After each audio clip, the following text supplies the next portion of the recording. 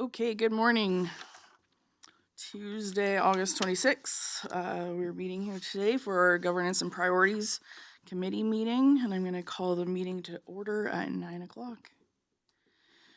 Are there any additions or changes coming from administration to the agenda?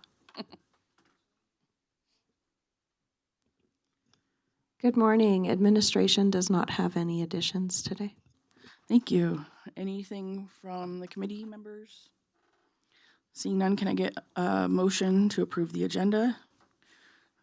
Councillor James has that. I will call the question. All in favor? Thank you. Motion has been supported. Minutes from the June 24th Governance and Priorities Committee meeting. Are there any errors, edits, or omissions identified?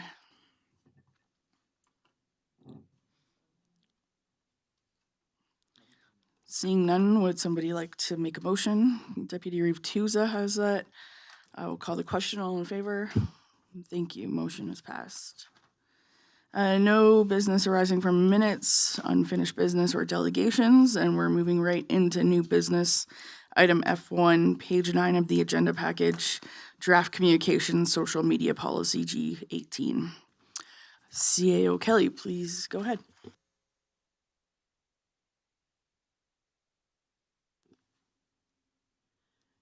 Good morning. We are presenting today a draft communications and social media policy. This was an item that was identified in Goal B of the 2022 to 2026 Corporate Strategic Plan.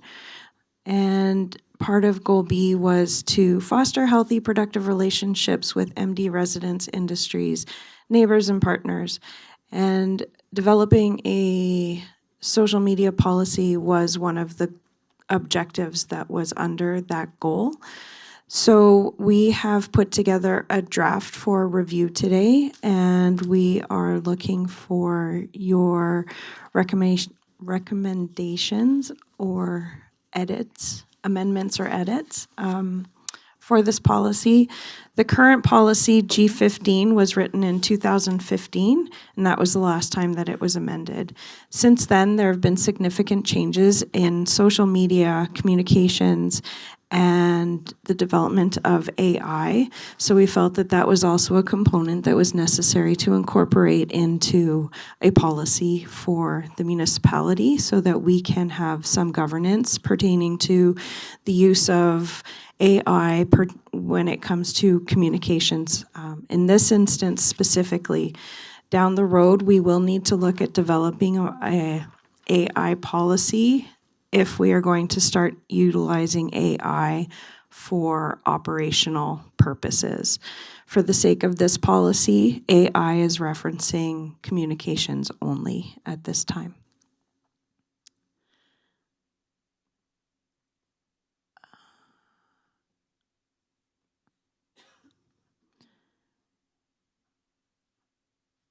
Our requests today from the committee is for the Government and Priorities Committee to recommend any amendments to the proposed policy.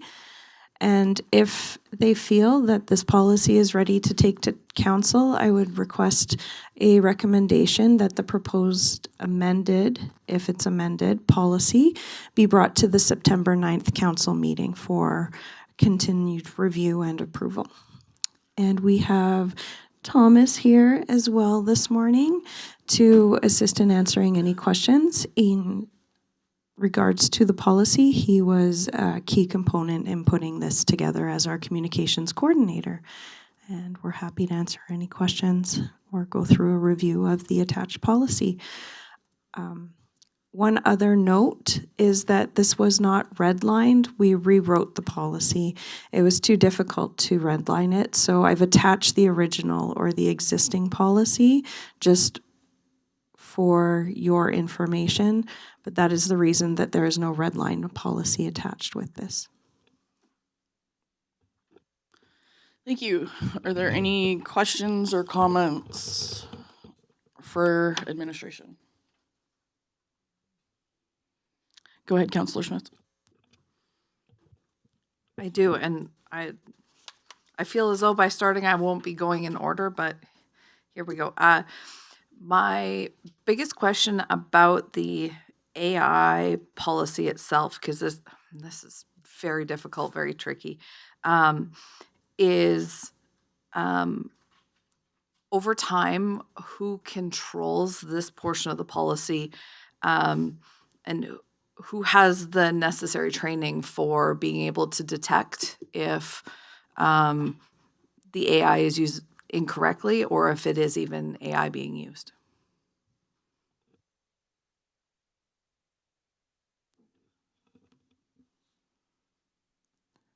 That is a very interesting question and would likely have to be researched and have a response brought back to you. I wouldn't be able to respond to that immediately.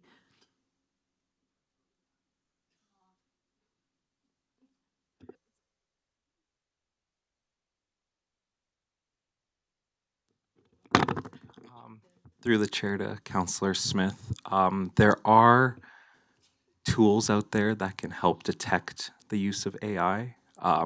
So that's a good starting point. But yes, I think there's more to be to answer your question. Yes. And I ask it knowing that this is technology that is very useful when the proper training has been had, and so that we can be able to monitor and make sure that no one is going against policy with this, because it can be very undetectable unless you're trained on how. So I just want to make sure that before it becomes policy, we have someone who's actually trained. I will just jump in here with I guess a similar type of statement. And before CEO Kelly mentioned it, my first comment on this was I believe we should be having a corporate AI policy before we're putting AI into a communication policy, because AI can be used for way more things than just communication. So, because I think that if we're using it in communication, that means we're using it, and we need to be able to answer those questions that Councillor Smith asked. So it might be good to bring both policies together or to council in conjunction so that we understand what AI actually means in the municipal world, and then this is just how it applies to communications, because it can be used in way more things than communications, but it is a big question and a big topic, and I don't know if all the answers are even out there right now, but that was one of my concerns about it. Go ahead. One more question that I have a feeling the answer's coming back. But why are we limited just to Microsoft Copilot? I know that there are endless amounts of AI with really great technology that can be useful in different departments and whatnot. Just wondering why. Yeah, through the chair to Councillor Smith. Currently, Copilot's the only one that's approved because of the enterprise data protection. So because we all use the Microsoft suite in the office, the data is protected knowing that AI is not learning from the data we're putting into it, as well as, it's not learning anything, and then all of our data is protected as well. So I know that there are a lot of tools out there. I just need a chance to review the new ones that people bring up. So basically, we're starting with Copilot because of the enterprise data protection. And then I'm willing to learn about new AI programs as they come up, because I know there's lots coming up every day. Yeah, they're in competition to outdevelop each other every single day. And I assumed that that was the answer, but I wanted just to make sure it was public and on record. Thank you. And one more point about that, I've just recently learned it's only protected if you're signed in to an account for that. So would you be able to explain how that works? Yeah, so just to, through the chair to the chair, when you're signed into your Microsoft account, you'll see a small green check mark in the top right corner. That means the enterprise data protection is on and working. So yeah, it's important for everyone to make sure they're signed in through their work account first before using it. Thank you. Go ahead, Counselor James.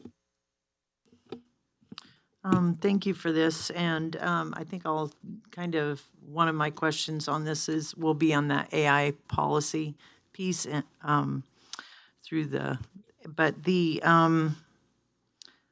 a couple of things. One is I kind of feel like it's the beginning of COVID, and we're trying to decide, do we want to do Zoom or Teams or whatever, and I think that there's a lot that will be learned, such as is happening at universities and educational facilities right now with the use of AI in the place. And I think that we have to understand how these things can benefit, but also affect your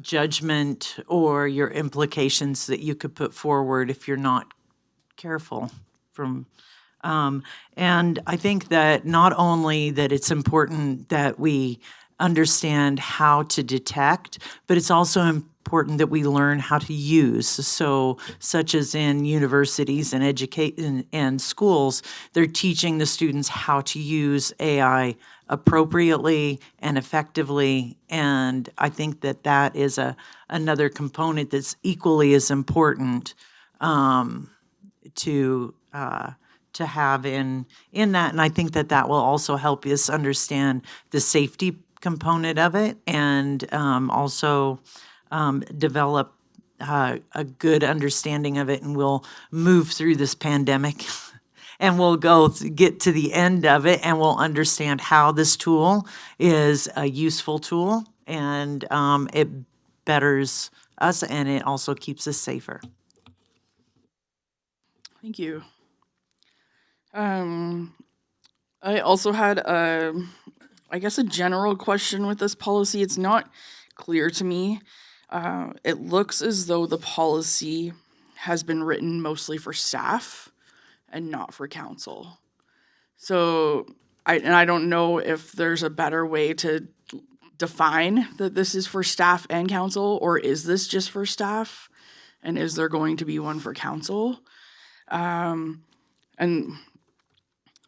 there's a lot of sections where I've kind of just made notes saying, how does this impact council? Because it talks about like the social media, official accounts. We don't really talk about counselors in this policy. And if it does apply to them, then we should be making sure it's very clear that these are rules for staff and or counselors.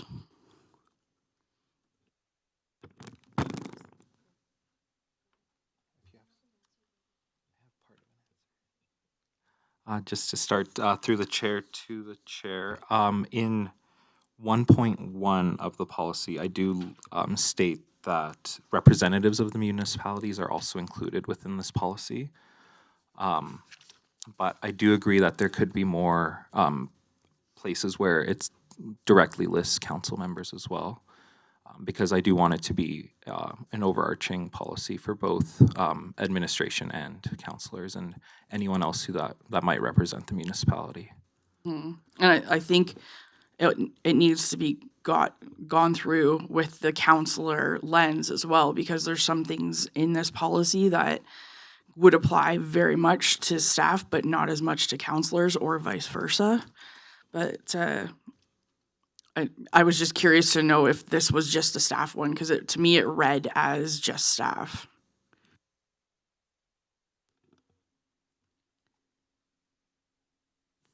Through the reeve to the reeve, the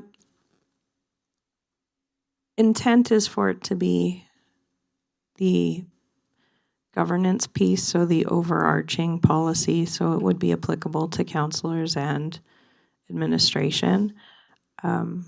We can work on wording it to reflect it a little more clearly, that it would be applicable to all representatives of the municipality, would apply to committee members as well.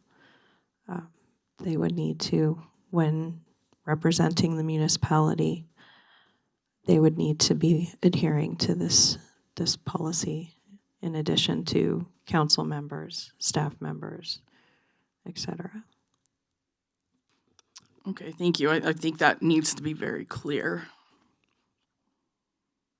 Go ahead, Councillor Smith. I have another question. It'll be a two-part question. Is 4.5 to build on to 4.4? When we talk about personal use by employees and then content standards. The reason why I'm asking this is because that first sentence, content posted on social media must be accurate, respectful, and professional. The rest would apply whether you're using it for personal or not, because you want to be representing in good faith. But if I'm standing on my paddleboard and I post a picture about the seaweed around my ankle and Loch Ness has me, I'm no longer accurate, still respectful, not at all professional because I'm on my paddleboard and it is on my personal page. Am I going against our policy by doing a little spoof that, my aunt's in Australia? And I know that's not the intent. I'm taking it to the extreme. But I just want to make sure that the avenues are covered, and I'm trying to think of the most tongue-in-cheek, slippery slopes that I can do that would be on the positive side. I know it can digress from there, but I want to make sure if they're building on one another that we're not completely limiting. Yes, I agree with the next part about discriminatory, defamatory, offensive. That shouldn't be on anyone's ever, but if they're building, if I get some clarification, please.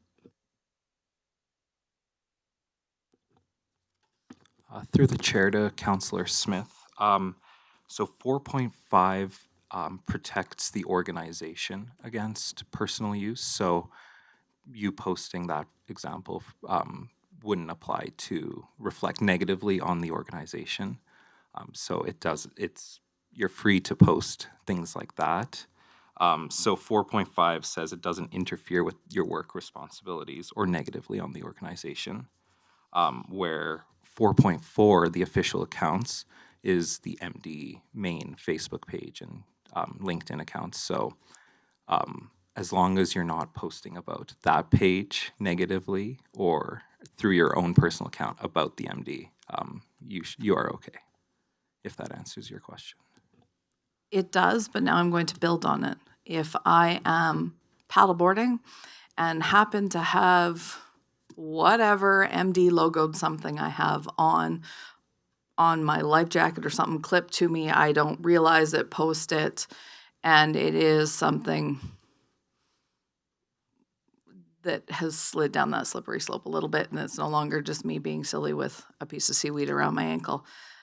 Where are the lines on that, and where are our controls, staff versus public member, maybe wearing an MD a Bighorn shirt like most of our councillors do? Through the chair to Councillor Smith, while I do encourage everyone to wear their MD gear, I think as long as it doesn't directly attack the MD of Bighorn, so if you're posting about, I don't know, a thunderstorm or something, but you're wearing your MD hat, like that doesn't negatively reflect on the MD. The logo just happens to be in there. So I think 4.5 still covers that, regardless of what kind of MD swag you might have on you at the time or included in photos. Okay, yeah, it's definitely a slippery slope, and then thinking, a big music festival, people doing things that are not always in our own best interests, wearing a shirt that they were given or bought at a thrift store that happens to have the branding on it. That's where my concern starts to go, is where does this stop and where are we worried about social media? Go ahead, Deputy Reeve.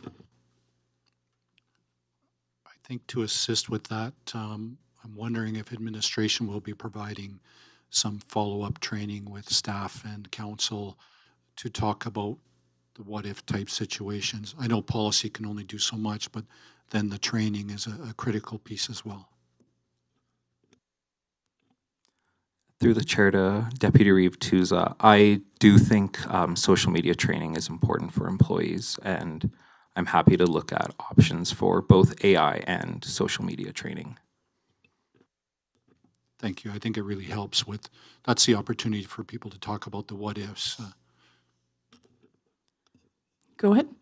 Through the Reeve to Councillor Smith and Councillor Tuza. More to Councillor Smith's comments. First, with respect to content standards, so there would be a difference between a picture of you with your MD logoed sweatshirt or MD logoed hat at a backyard barbecue with a glass of wine in your hand is much different than a picture of you in your MD logoed apparel showing a picture of you drinking and driving. So that's where content standard comes into play. One is very obviously an illegal activity. One is you're socializing, you just happen to be wearing MD gear that day. Very different. And then with respect to the training is extremely important, and I would encourage everybody to be participating in that, which would mean we'd probably have to do it in a few series if it was in-person training, or if we are able to find online training for it, then a certificate of completion would be required at the end, or some form of identifying that you have actually completed the training would be required for anybody that would be subject to this policy. Thank you. And I had a comment too around social media, and then it goes back to not knowing if this was for just staff or staff and council, but from the various EOEP courses I've taken about that involve communication and engagement, a lot of them have suggested that if a counselor or Reeve want to post on behalf of their position as a counselor or Reeve, that they have a separate account to their personal account, and that's not reflected in here. And I think if that's, I think that is a good method or a good principle to follow. So I think it should be included in the social media policy.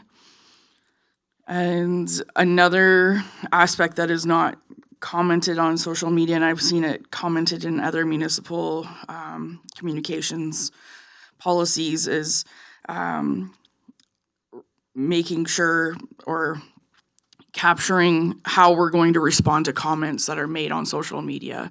I do notice that for the most part we don't respond to comments, and I don't know if that's the appropriate way to handle that. I honestly think that we should be, if we're looking to engage, and that's, social media is about sharing information, but it's also about engagement. So I do think we should be responding to some questions or comments,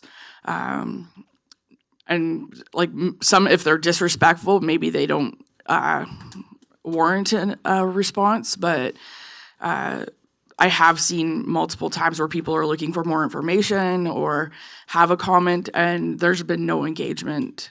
I will often respond if I'm getting those comments on my Reeve social media account, but I haven't seen that always happening on the MD at Bighorn accounts. Through the chair, to the chair, we do respond to comments as appropriate. If we feel they need an answer, then we definitely do respond. Sometimes the answers are very specific, so we send them private messages to answer their question. And then mostly for the negative comments, we do not respond. But I think it's tough to have a blanket policy because it's more of a comment by comment basis.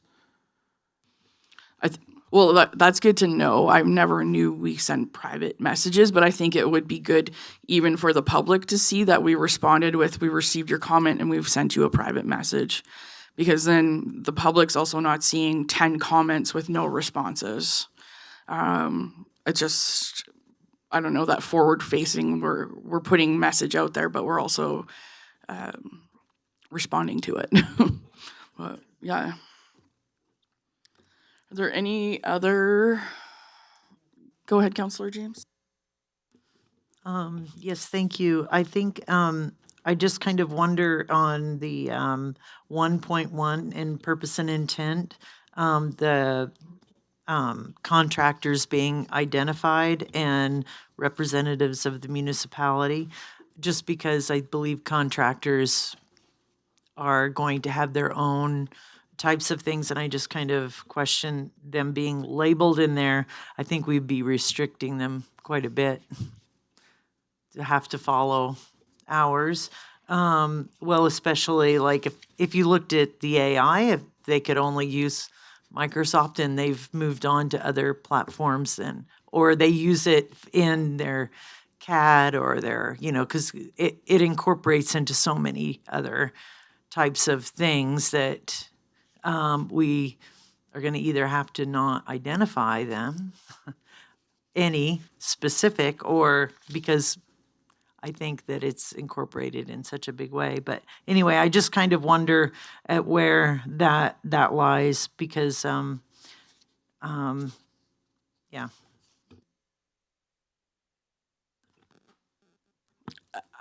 So just to add to that, I did have that we should be breaking that out. If it is committee members, firefighters, counselors, like where does that list start and stop? Yeah, through the chair to Councillor James and the chair, I can add that to the definitions of what more clearly what those roles mean, what it means to be a representative, which type of roles would be a representative, and I can discuss with our CAO about what we include regarding contractors and consultants and yeah, that kind of thing. I think that is a very hard thing to define when we have some long-term contractors who we might see as employees, and we have short-term like our electricians and plumbers. So I think that is a very difficult, broad field, and it would be very difficult to define that. I know where you went with that, and then thought of some other, yeah. Go ahead, Councillor Smith. Sure. My one other question is 4.7 accessibility. And does the accessibility piece, this is again a two-part question, does the accessibility piece have to stay in just social media? Is the first question. And is it possible to move it into the introduction? Because I think that if we are anything online, communications should be accessible to all users, not just our social media. I'll stop there.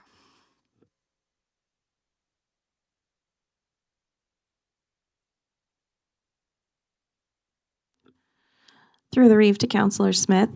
To the first part, no, it does not have to be only in social media. And to the second part, yes, we can move it up into the introduction section, and I would be happy for our communications to be accessible. The only time that communications would be more difficult to make accessible would be to vision impaired when we are sending mail outs.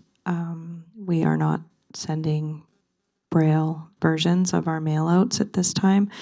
If someone is vision impaired, they could contact the office and we would find a way to make the mail out accessible through a Word copy or a PDF copy that can provide an auditory version. Brilliant, thank you. And the second part to that is, do we have staff who are fully trained on descriptive text and other accessible means?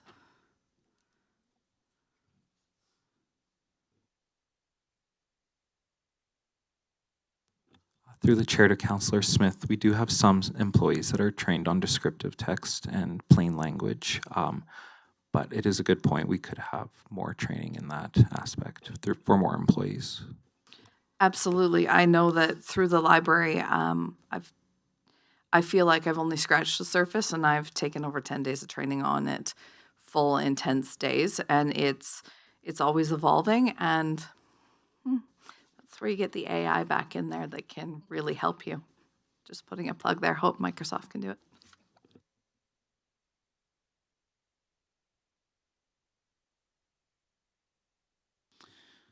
Are there any other comments? Okay. Go ahead, Counselor James. Thank you. I would like, I'm just kind of curious because as I weigh back and forth between the two documents, going back and forth, they're very different. And there's, on one hand, quite a consolidation. However, a lot of things aren't consolidated or they're missing. And I was just looking for if you could provide me of a summary of how the MD is changing, modifying, or adding to the policy to kind of give us a wrap up of short summary of how you see this policy is being addressed. Yeah, through the chair to Councillor James, the world we live in today is rapidly evolving. So I believe with a policy like this, it's almost an evergreen document where every year you have to review it and make sure you're up to the latest standards, because we have no idea what it's going to be like a year from now. So I believe just staying vigilant and making sure we're constantly updating at least once a year to make sure we're up to the current standards is best practice. So do you feel that are some things left behind, like we have moved beyond? Yes, through the chair to Councillor James, I do believe things will be left behind. Things will be changed. Yeah, the policy could look completely different in a year from now. And yes, yeah, things will get left behind as the world evolves and as our online world evolves as well. Kind of one more little part to that. So are there any major things being left behind in this new change? Like, are there any major things being left behind on this, in this first, this draft? Through the chair to Councillor James, maybe not so much left behind, but I did not see if the previous social media policy was included in this package, but it is quite different than the current or this version of the social media policy. So I think certain elements will change. And then, yeah, with the AI, like there's a chance we might not be even using Copilot from a year from now. So programs like that will change as all these companies are competing against each other. So I can't anticipate what will be left behind, but I do think certain aspects may be left behind or edited as this policy evolves. Okay, that's great. I guess then the one that I want to always or be sure to understand would be our advertising policies for public information. And I'm just kind of wanting to make sure I hear that the advertising and how it's going to be, that it's not really being changed in this new document. Yeah, through the chair to Councillor James, I believe in our municipality, there are still many effective ways of communication and advertising. That includes from social media all the way down to putting posters on garbage bins, for example. In our municipality, I do believe things like that are still effective and won't change for a long time. Obviously open to change, but I firmly believe that if you give people information in many different ways, it'll help them retain it and understand it. I think just to build on Counselor James' question, from how I understood her question, it was more like the public meetings section in the old policy is very defined on how what meetings are advertised, and then how notices are advertised, and how often we do the newsletters. Those specific pieces from the old policy aren't mentioned in the new policy. I don't know, is that where you were going? That's exactly Okay. what I'm wanting to know. Okay. Through the chair, to the chair, I believe our current methods of communication have been effective in the past, and I see no reason to continue them while remaining open to adding or changing our previous methods as well. So right now we have a quarterly newsletter, for example.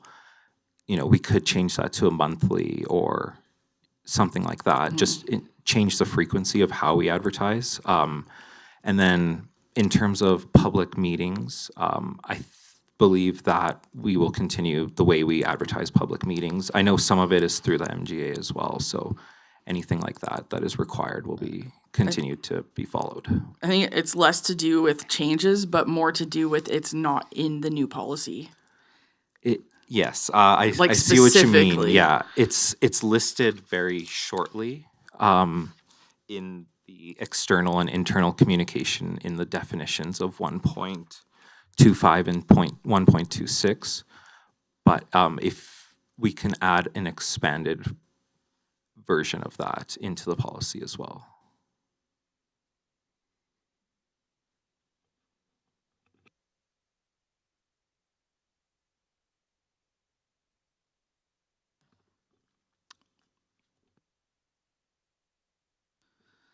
Right. And I'm not sure if we have other policies in place that identify the newsletter and public notices and how we communicate about public meetings.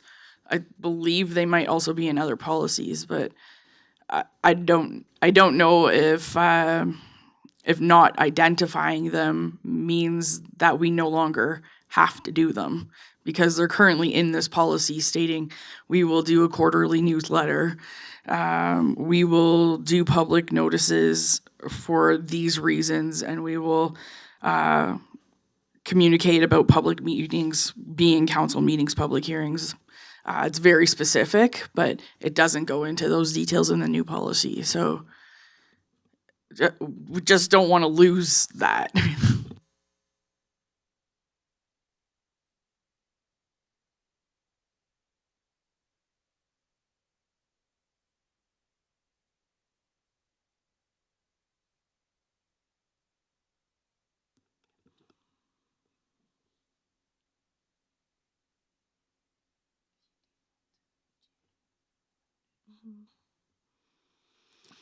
I think even if you've heard a lot from the committee today about this, and if that's something that you want to take away and look at the policy, and I don't know if it's quite ready to bring back to council at this point, but there are some items that we've identified as maybe missing or things that need to be expanded upon.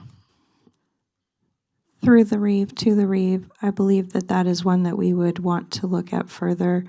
There are advertising policies that we are discussing putting into place that would expand on the requirements of the MGA.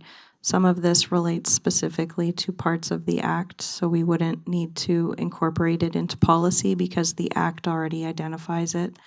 So we would want to take that away with us today and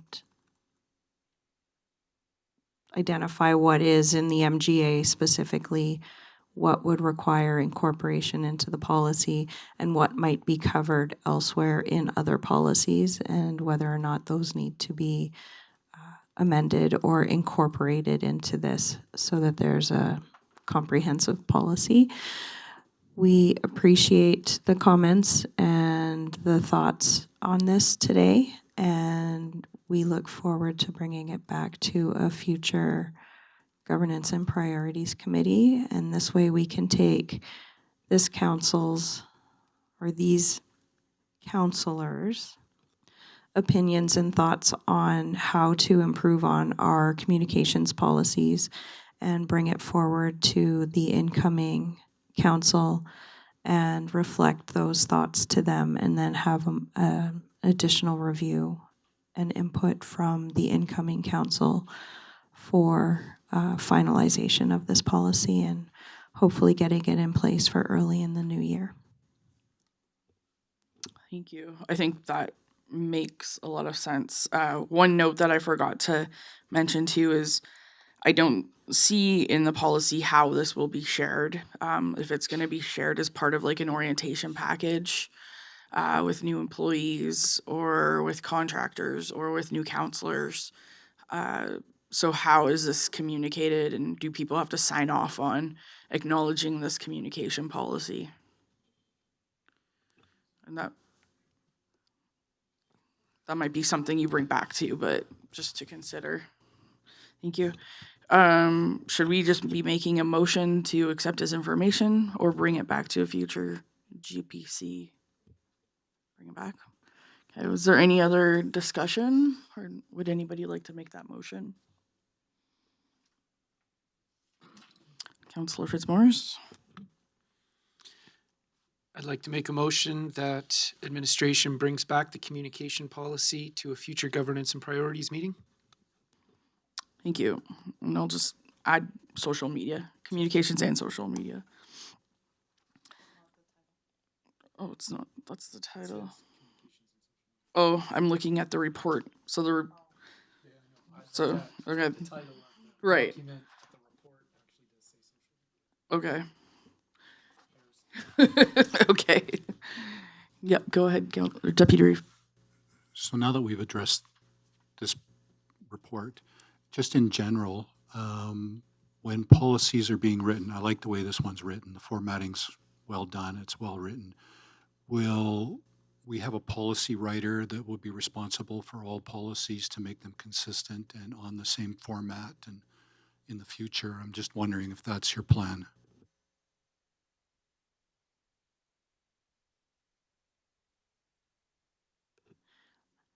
Communications is nodding yes. We could incorporate that in the future. So we are working on, I would say that falls into our branding. So with respect to even letterhead, et cetera, we're trying to have a consistent logo, a template for letterhead. We are going to be working on a template that's consistent for agendas and reports being presented to council and council committees. So that would just be another part of it. Bylaws and policies should have a template as well and a format that is followed. So we can work on that, and that would flow through our communications coordinator position. Thank you. I'll be addressing some issues later on today. Yeah, I also like that idea because it does come down to communications, because when a policy is written in the same format multiple times, it does make it easy for council, staff, the public to understand how to read a policy. So keeping it consistent throughout, I think is a great idea. All right, Councillor Fitzmaurice has the motion on the floor. Is there any other comments? All right, I'll call the question. All in favor? Thank you. Motion has passed to bring this back to a future GPC meeting. All right, moving on now to item F2, page 27, draft procedural bylaw. CAO Kelly, please go ahead.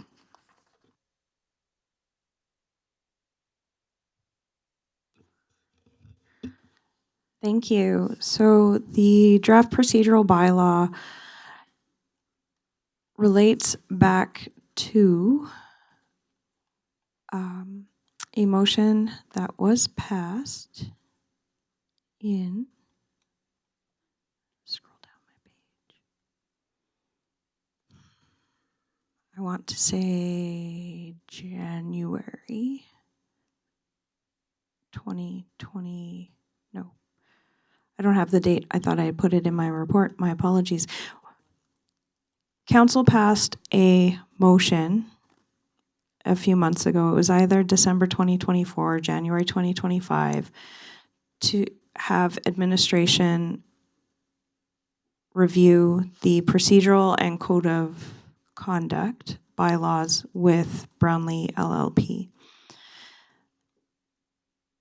In that time, Bill 50 was passed at the legislature, which rescinded the code of conduct for municipalities. So that bylaw is no longer required to be reviewed.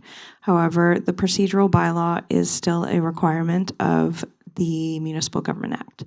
Sections 146 and 153 state that council must by bylaw establish and adhere, that's the code of conduct. Procedural bylaws are not required under the Municipal Government Act, but are highly recommended. So Brownlee has reviewed the procedural bylaw and provided their edits and comments to us for review today. And I look forward to discussing this with you. Thank you. I'm going to just make a general comment at the beginning of this, but I think this is a very big document for us to be reviewing in a meeting like this. There's a lot of question marks and comments for us to consider from Brownlee in the margins. Like there might be 100 comments that are required. And I have a lot of notes, and I kind of stopped going through it after I started realizing I think we should probably just have maybe a workshop where we can sit down or the next council and work through this, because there's a lot of edits and changes being addressed or suggested. Through the Reeve, if administration could get if you would like an opportunity prior to September 22nd to review this with me, then the recommendation coming forward from this, I would ask that you propose a date prior to then that we would be able to meet as a group and sit down, and we can schedule meeting time and sit down in here and do exactly that. I just wanted to get it before the committee so that we could create a plan on how we would like to move forward with this. I don't know. What are everybody's thoughts around this? I agree with you. When I read it, I started just to skim it because it's basically rewritten the whole document to bring it up to date, which is what it needed. But I would like the time to spend with council administration to go through it in detail just to make sure it's consistent. We all have an understanding of it. It was just a little too much for me to go through it all at one time. It needs another read for sure. I need to print it off and start writing on it. And I think it just needs a thorough read, but also a discussion on a lot of different items, which is like it could take the rest of this meeting based off of the number of notes I have just from half the document. So where's everybody at with deferring this conversation to start at a workshop? Or I completely agree. The notes I have on the first page will take way beyond the first bio break time usually allowed. So that's only getting to page 1. So I completely agree with you, Reeve. I can as well agree. This is the kind of thing that we would want to go through each step, each point. I kind of, as doing that, was wondering how were we going to do this in a meeting that could take up. This is realistically not a day, but a good chunk of a day for sure.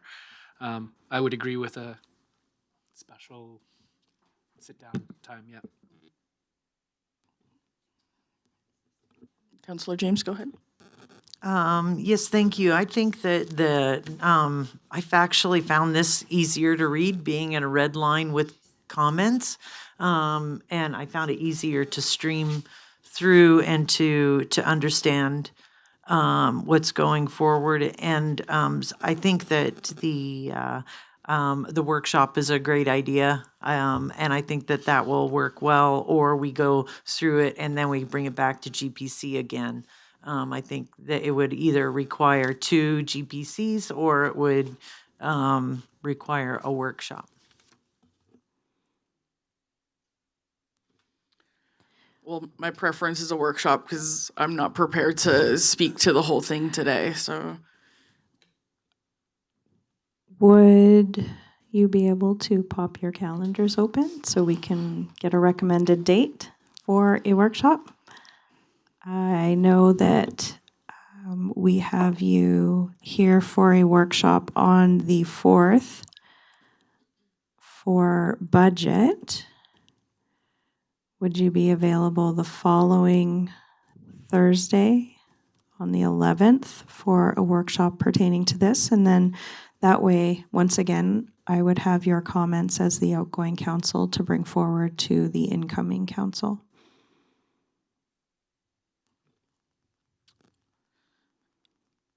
I don't believe I'm available on the 11th.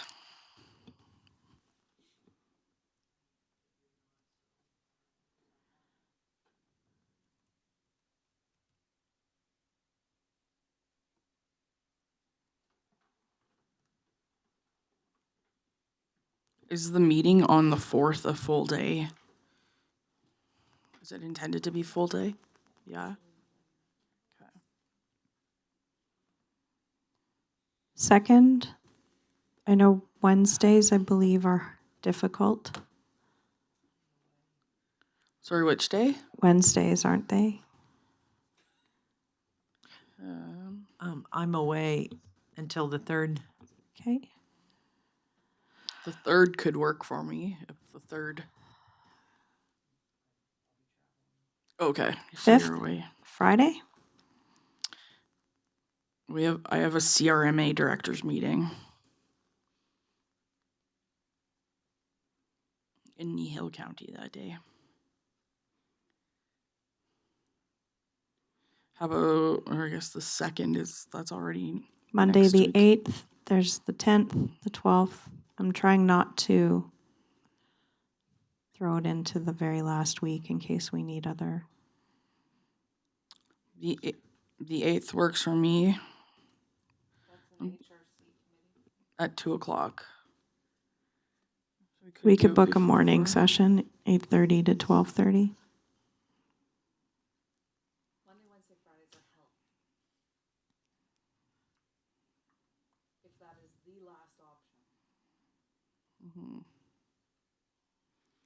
Okay, so what about the 2nd? Oh, you're gone. Okay.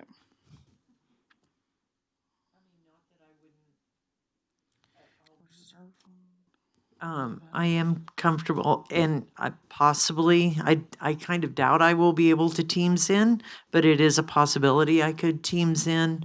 I also am comfortable when it comes back being able to, if I can I'll receive the package beforehand and be able to come into it as well. So if that is what works for people, then I'll be okay with that. And I will try to Teams in.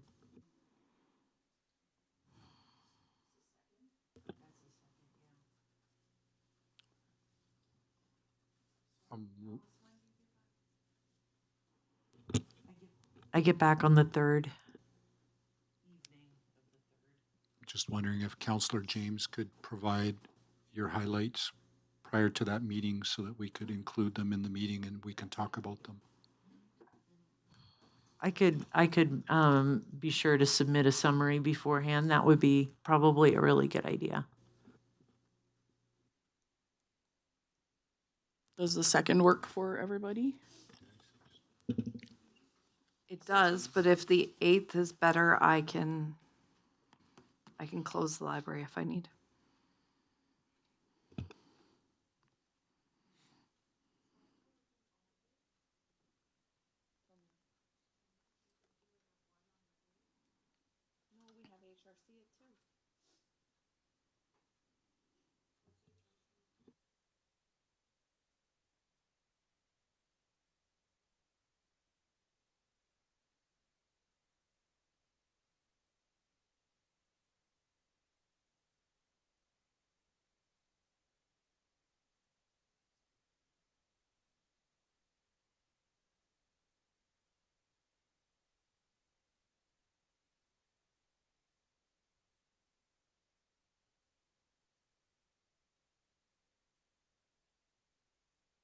Well, I think we should proceed with the second. If Counselor James is comfortable submitting comments and it works best for the schedule for everybody that is here, then I think that would be the most appropriate date. And thank you for being willing to do that in advance, Counselor James. Thank you, Counselor. So would you like a motion for the committee to request a workshop with the CAO on Tuesday, September 2nd? Would Yes, anybody please. like to make that motion? So moved. Thank you. Any further discussion? All in favor? Thank you. Motion is accepted. All right. Where are we at with BioBreak? Is everybody? How about if we call it now? The next item is large, so we're gonna call it a 5-minute BioBreak. We will be back here at let's just say 10:05. Thank you.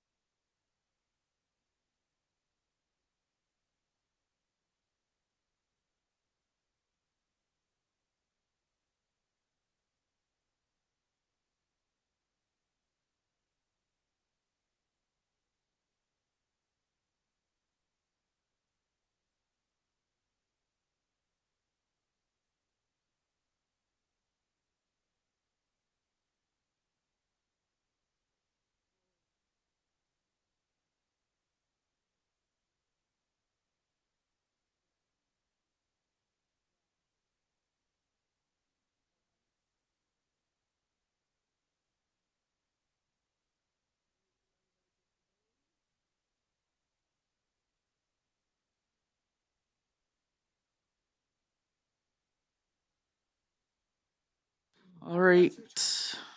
I'm going to bring us back here. We are now on to item F3, page 59 of the agenda package, the Community Peace Officer level of service. CAO Kelly, please do your introduction.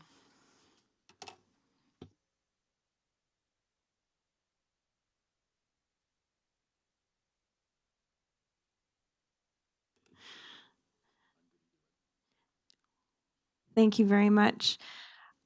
To begin the presentation for the policy, I am going to ask for Interim Director of Protective Services and Fire Chief Rob Duffy to begin the presentation, and then I will speak to it as necessary and respond to questions, comments, etc. Thank you. Good morning. So, can you hear me?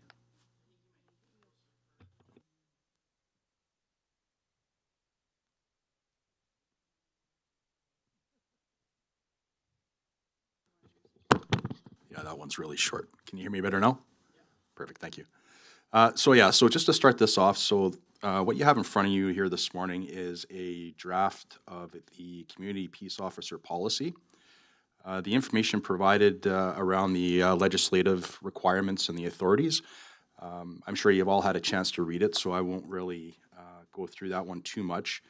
But what I will talk about, though, is about the employer component, which the employer is required to establish and maintain our internal policies, standards of conduct, practices, procedures, protocols, and rules to support the delivery of our peace officer service within our jurisdiction.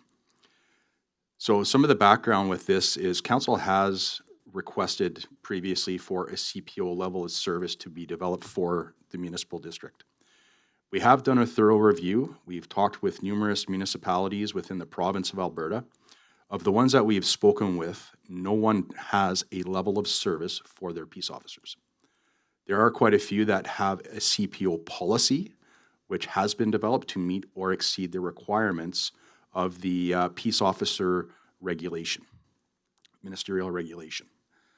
So what we've done is we have developed a CPO policy to meet the POMR to provide us with that level of service, which is the appointments that the peace officers apply and follow. So what you have in front of you is a newly developed draft version. There are no red lines as this is brand new. It was brought to the Protective Services Committee.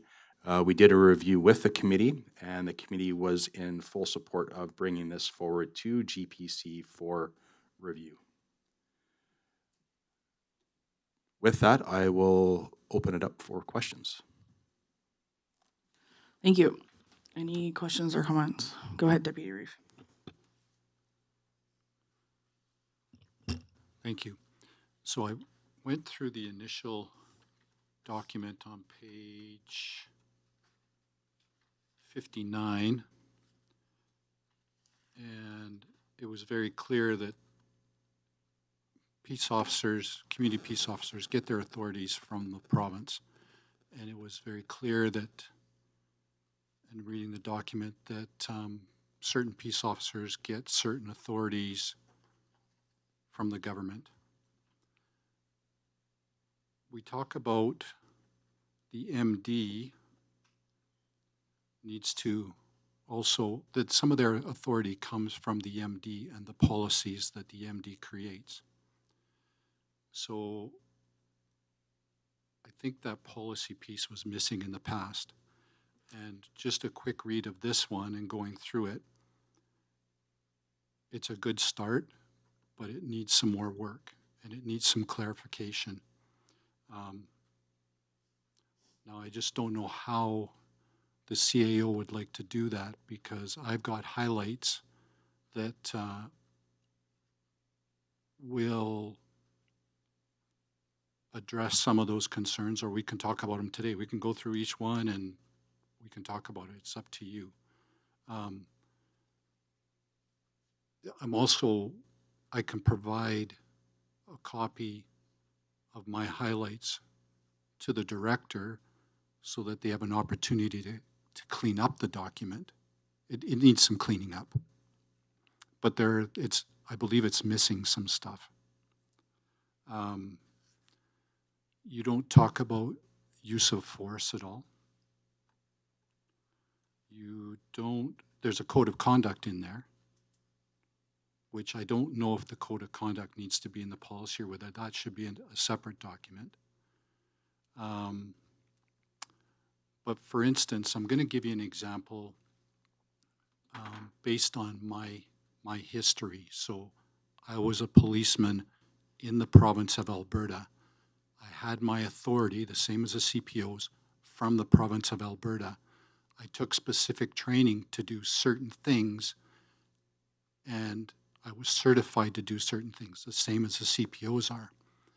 But what my employer did was said, yeah, you're a police officer for the province of Alberta, but you're going to work in this city. We're going to break it down even further. You have a responsibility to work in a specific area. And then the policies went even further, or the expectations went even further, saying, you know what, we want you to write so many violation tickets a month. We want you to have so many criminal investigations per month. But you're going to do it in these areas. We haven't identified any of that in this particular document. Now, I don't think it's a good idea to specifically say our peace officers need to write so many tickets per month. But we should be identifying where, in general, what our expectations are of our peace officers, such as should we be focusing our time on a Trans-Canada highway, or should we be focusing on our school zones or main thoroughfares through our hamlets, where I think there's an expectation where ratepayers are paying for service and they want to see that service serving their communities. Now, I'm not judging or anything, but what I'm saying is that's the policy piece that we're missing, where their focus should be.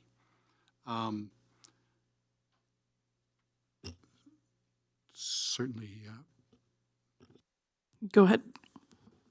Through the Reeve to Deputy Reeve Tuza, that was a conversation that we did have at the Protective Services Committee meeting.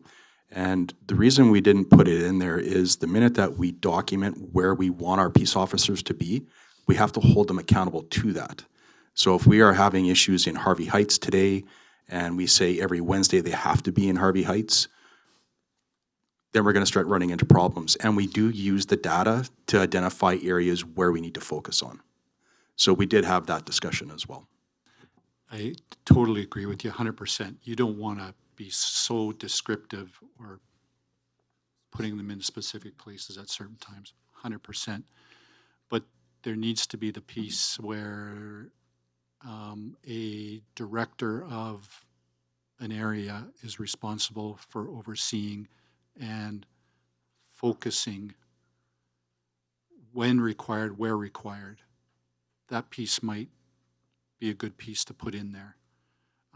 That way, when a director is receiving complaints or if an MD is receiving complaints, it says that those CPOs will receive direction from their supervisor for specific enforcement areas or specific enforcement tasks.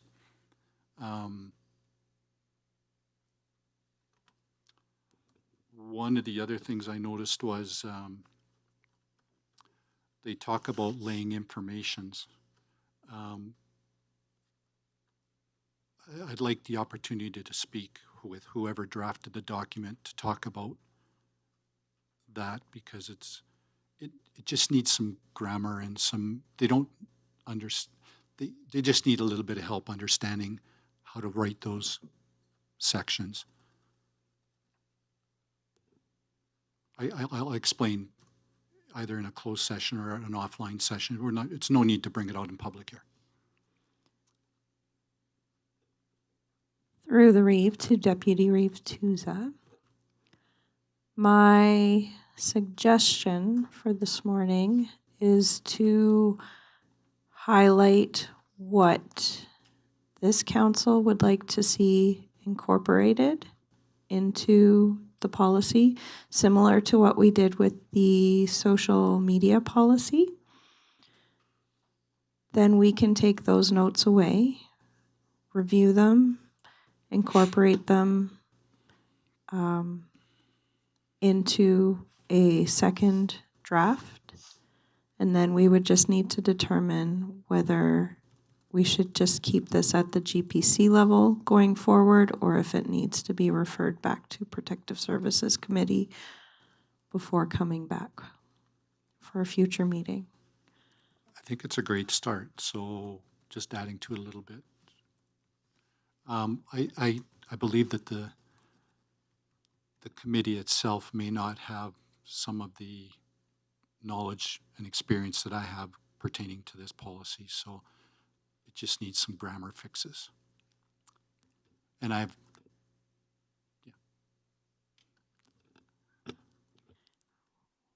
We can work on the grammar as well. And we can work on the format, again, as we discussed this morning, looking at working towards, in the new year, a more consistent format for our policies. We can incorporate the use of the new formatting into the second presentation of the draft. We just would like to capture perhaps what this group would like to see incorporated into it as far as direction with respect to the peace officer program run through the municipality. There are some items that are covered through the act, the regulation, and there's a third document through the just give me a moment here.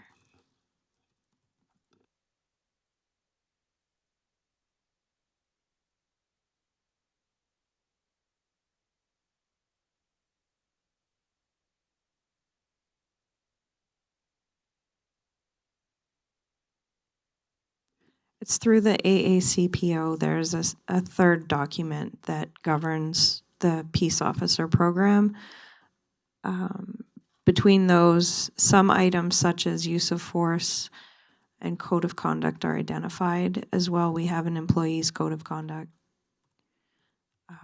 for all employees of the municipality. So some of the code of conduct issues may be covered through that, or questions may be covered through that.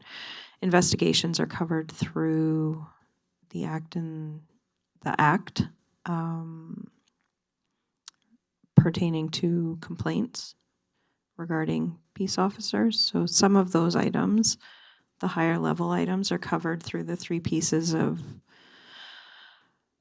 documentation provided through the province with respect to the peace officer program, but with respect to what council wishes for operational items, those are the ones that would need to be more specifically covered today. if I may, Madam Reeve, I think the piece that really needs to be in there is that the director needs to oversee and direct the CPO program. And of course, those specific the things you don't want to put directly in writing, but what we want to see from our CPO program will be dictated from council to the CAO to the director to meet the needs of the community. And that's the piece that's not in here.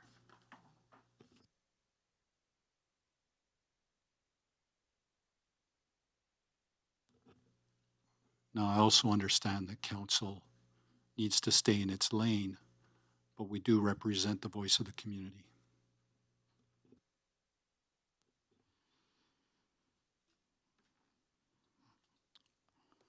I'm gonna agree fully with Deputy Reeve Tusa that this is just the tip of the iceberg in terms of what was hoping to get out of this conversation at GPC. We're missing a lot of content. I would love to see and read the legislation that governs the CPOs. I've also been doing my own research, and from what I've understood, there's a number of things that should be coming back to council to setting not even the level of service, but we can call it the priorities of council. That is very much a document that is prevalent throughout a lot of municipalities in Alberta, setting priorities for our CPOs. As council and as this committee, we've mentioned priorities that we would like to see. And it's honestly incredibly frustrating that it's taken this long to bring this back to a conversation here and to see how much information is missing, because we don't have enough to continue the conversation in the direction that I feel we need to take it. So, yeah. Any other comments?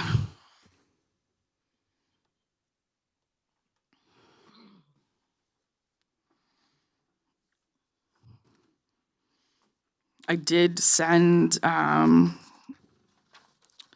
once I saw what was included and not included in this agenda package, after the package was released to us on Thursday, I believe, I did send some examples from other municipalities of what their policies look like. Clearwater County has a great document that I sent where it identifies priority levels, high, medium, low, for the peace officers that council has accepted. Something as simple as that would be a great place to start with bringing this conversation to council, because we are responsible for, just because a CPO is allowed to do something doesn't mean that that's what council wants it focusing on. So that's the conversation that needs to happen. And I would like to know what they are allowed to do and what they aren't allowed to do. There's a lot of, it appears as though there's mixed messaging, because I haven't read any legislation that identifies that they are allowed to enforce speeds over 80 kilometers an hour without council authorization.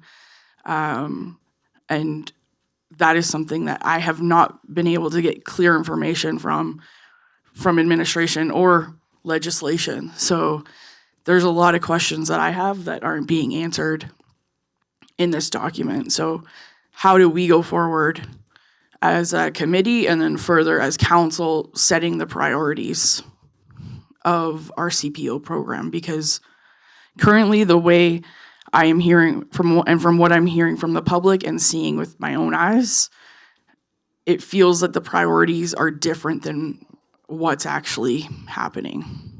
And we've had this CPO program for almost 4 years, level 1 CPOs for 5 years. And it's taken this long to bring this back to us. It's frustrating.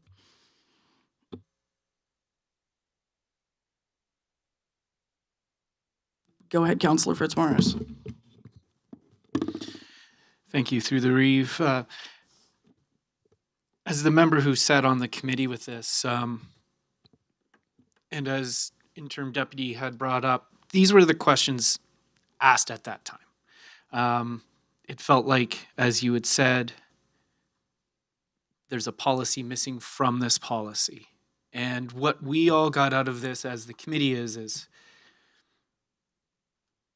that policy that we think that we're missing is that slippery slope of a policy, the micromanaging end of the policy that I really don't think as councillors we're in the right lane.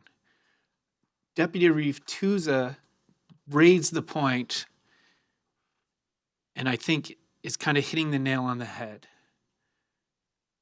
We have this policy in place here, or we could have this policy in place that is going to direct the CPOs as to what they can and cannot do within the policy. But that doesn't mean, and it was Rick who said this, it's going to be up to the director. Each day, these peace officers are given their tasks of what to do, and it's generated on what is happening at the MD at the time. Is there issues on the number 1 highway because of construction? Is there issues in Exshaw because of the construction forcing traffic through? Is there issues in Deadman's because people are speeding through the neighborhoods? As those complaints come in, or they come from council, they are then going to be given to the director, who is then going to direct those officers to do what they're doing on their daily routines. And that's really how I think it should be working is the director will be the one ultimately enforcing each day what these 2 or 3 officers will be doing. And if that does come from council because of a complaint, it is passed through from council to CAO to director to CPO. That is the way that it is happening and will, I imagine, continue to happen in a better process with this new director in place. But for us to actually write that down on a piece of paper and enforce it, I think, again, is that slippery slope that nobody really wants to get into, or the lane that a counselor should be sticking into. I understand each of us really wants to see our CPOs in each of our hamlets doing the jobs that they can be doing.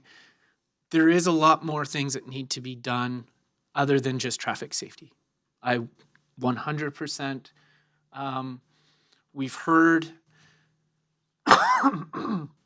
excuse me, we've heard from planning, slightly different, but the way the MD wants to move forward is to become more active, proactive, not reactive. We want to start to get to these things first, see them, act on them before having to have them replaced. That is going to be up to the director, and it is going to be up to us to inform the CAO through the director.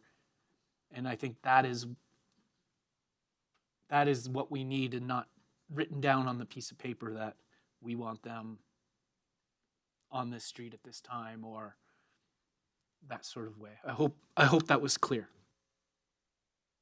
Go ahead, Deputy Reeve. One of the pieces that, well, there's a couple of pieces that I thought was missing was a CPO has certain roles and tools that they use throughout the day. One of them is the operation of their motor vehicle. There is no policy directing their use of motor vehicles, how they will respond to complaints. Those are usually policy issues, when you will use your lights and siren. I know that they receive training and they're authorized to operate motor vehicles from the province in an emergency fashion, but we have no policy regarding that. A very specific policy that I was hoping to see was the use of firearms.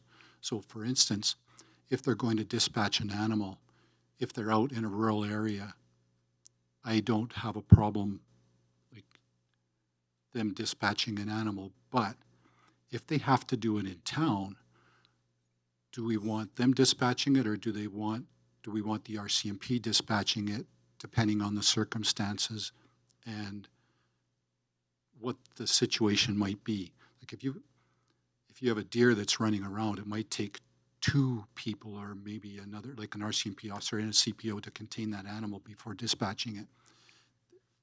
That's the kind of things I was looking for. Again, a use of force. Usually when you have a policy or a program like this, you would have some sort of use of force policy that would be included. So there's a number of things that they do throughout their day. You know, if they're going to issue a violation ticket, there's many ways to do it. You can do it personally, or if it's witnessed, or if there's a complaint, it could be done through the mail or hand delivered. Those are the policies that I didn't see.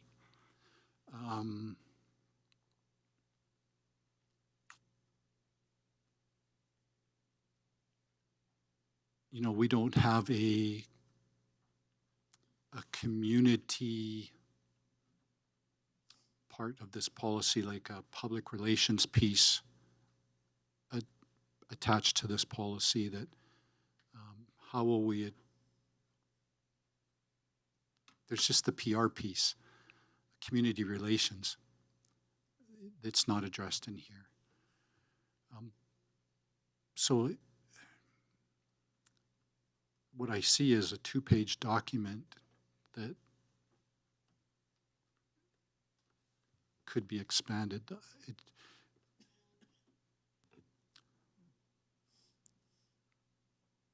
Those are all very good suggestions to incorporate into the policy. Thank you. This is a starting point for the municipality. I see this as a document that will continue to evolve and grow as we learn more about the CPO program. There are some documents that I can circulate and some that are confidential, such as the appointments. Those cannot be circulated. So I can share the acts, the regulation, and such. Any MOUs that we have can be shared with councillors with relation to current authorizations, and then incorporation of things such as what Deputy Reeve Tusa just suggested would help make a more robust policy going forward. Go ahead, Councillor Smith. I would just like to echo what the three of you have said. And as I went through my notes and went over and over with this, the part that was missing for me in my 3 years and 10 months in these chairs, we have discussed doing a workshop of sorts. It's gone by different names now in the last almost 4 years. But workshops so that we can understand the role of the CPO, the role that the province plays with CPO program, how we can assist. And then when I asked the very last time when we were going to be doing this, we were waiting until there was a new director. I think that still needs to happen. I think that we all still need to have that workshop on all of the different roles. Having emails sent to us is great, and it's great reading because, like my fellow councillors, I've also been doing my homework to the best of my ability, and I know I have huge gaps in my knowledge when it comes to CPOs. So any and all information I will soak up like a sponge, as always, but I think that we really do need to sit down as a councillor and learn these roles and learn where our boundaries are so that we're not ever leaving our lane when it comes to that and not overstepping, but making sure that we are doing our best to protect the safety of our staff, those CPOs, and making sure that everything they go to, they remain as safe as possible, and also our residents. So I'm begging one more time for that workshop. Thank you. And I just want to speak to when I'm requesting a little bit of a priorities list. I'm certainly not requesting that council identify that a CPO should be on this street at this time on this day. It's not anything that specific. Priorities are school zones, hamlet observations, and patrolling hamlets, not dead man's on Tuesdays at this time. It's setting priorities that council thinks are important and then sharing that with the director and them being able to communicate that with their staff. So it's not a micromanaging priority list. It's a very broad perspective around what we're hearing from community members, where community members would like to see more enforcement in the hamlets. And I think in Axhaw, they wanted to see more around when there's the market days to help people slow down on the 1A during that time. So it doesn't need to be that specific, but when the broad statement could be when there's a community event, CPOs will be notified of them and can support the safety around that. Another element that we need to touch on is what is the risk that this council's willing to take on in terms of how CPOs are doing their role. It's quite possible we may or may not be willing to take on the risk of CPOs doing high-speed traffic stops, or whatever number of tasks that they are allowed by their government. Just because they are allowed doesn't mean that our council is necessarily going to want to support what is allowed. I know taking on a role, and I've heard from a number of residents from all hamlets and areas of the MD about how they've seemed to have taken on a role of speed enforcement on the Trans-Canada Highway when it's already a provincial responsibility. And for something like that, when the RCMP and the sheriffs already have jurisdiction on it, why are we now stepping up and saying, oh, we would like to do this too? For the most part, we are not all that welcoming to provincial downloads.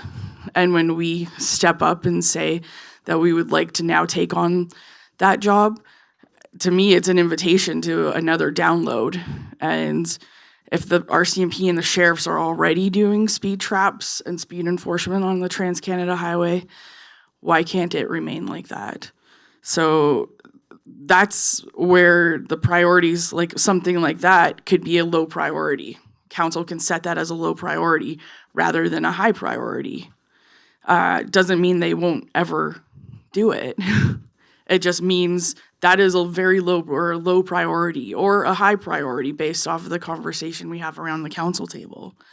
But the priority list I think, needs to be very general, and there are priority lists like that that look different across Alberta that we could use as a reference or as a guide to help keep it general, not bring us into the weeds. But for the CAO and the new director to have understanding of where council is hearing from the community, they would like to see the CPOs. So I do believe council has a role in identifying that.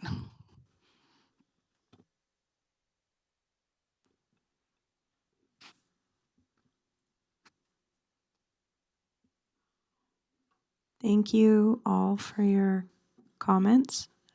I've got quite a few notes to take back and review.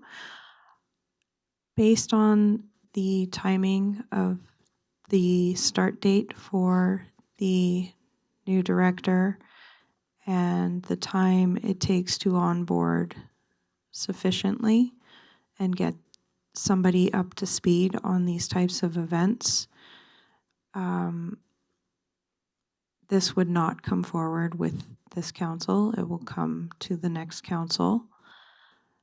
And with that, part of my intent of orientation for councillors is to work with council on understanding the roles of the services provided by the municipality, as well as an understanding of the complexities and differences between what is council's responsibility with respect to those services and the jobs done within those services and what is the administrative responsibility. Orientation, there are certain municipal components of it, but then there are components of it are of just learning to work well together and coordinating those intricacies of the differences between the governance components and the administrative components. So I look forward to working through that as we move forward into the next election cycle. However, just the timing of all of the events with the past position regarding the management of the peace officer program, the new director is going to need a little bit of time, and it just won't be able to be incorporated prior to the 22nd of September. Thank you. Go ahead, Councillor James. Thank you, and thank you for this excellent discussion. I would just like, when this comes back, I'd just like to make the comment that in the ranks position, if it could be expanded upon, even in just the presentation of how ranks are, as it says, other ranks may be added as determined appropriate by the MD. In the presentation, it can just kind of touch on what that procedure is.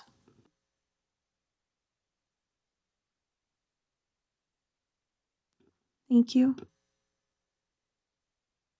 I think just to summarize everything simply, I think starting whatever the workshop is with the next council, the first question administration should ask of that council is, what would you like to see the CPO program focus on? Nobody's asked us that. So I think that's just a general way that we could proceed with this.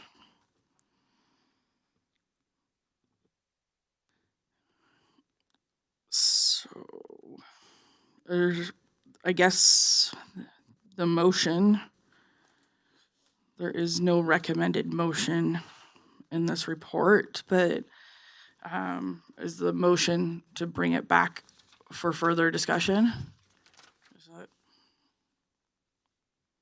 or was there something more specific?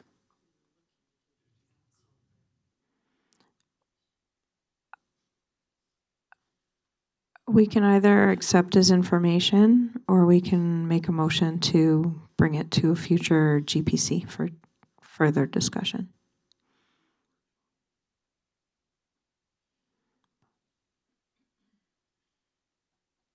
I would accept it as information, and then we can expand from there. All right, would anybody like to make a motion?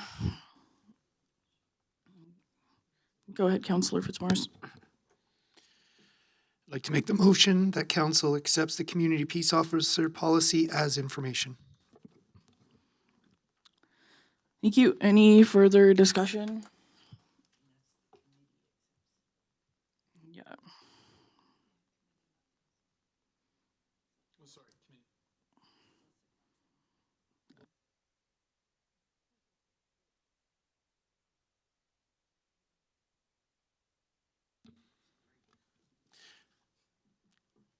Correct the motion? I'd like to correct the motion. The motion should state that the committee accepts the community peace officer policy as information. Thank you. Any further discussion? Seeing none, I'll call the question. All in favor? Thank you. Motion is passed. All right, moving on to item F4, page 67 of the agenda package. And this is regarding civic addressing. CAO Kelly, please do your introduction.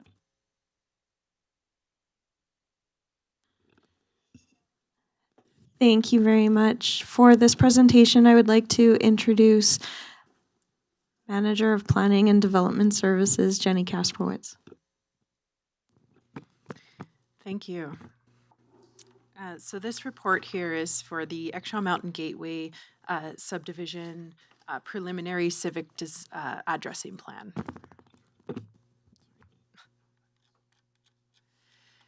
So as a bit of background on this, on June 13th, 2023, the Exshaw Mountain Gateway Area Structure Plan was approved. And then on July 5th, 2024, EMGI received subdivision approval for their 42 R1S lots and their 2 RM2 lots, so the multifamily lots. On July 8th, 2025, Council granted a 1-year extension to the endorsement period. So civic addressing is handled by the MD of Bighorn's Road and Area Names and Property Addressing Policy P7. The policy is also provided in your committee package there. The policy outlines the process for establishing civic addressing within the MD, and it states that the naming of municipal roads as well as subdivisions or other areas within Bighorn shall be done by council, normally by council resolution. Council may utilize recommendations made by a subdivision developer or solicit the community for ideas in this regard. Moreover, council reserves the right to change road or area names over time as it deems necessary.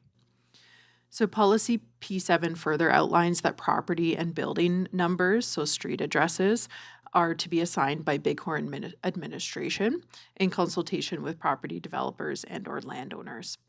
And it mentions that as a condition of subdivision or development permit, the MD may require the submission of an addressing plan.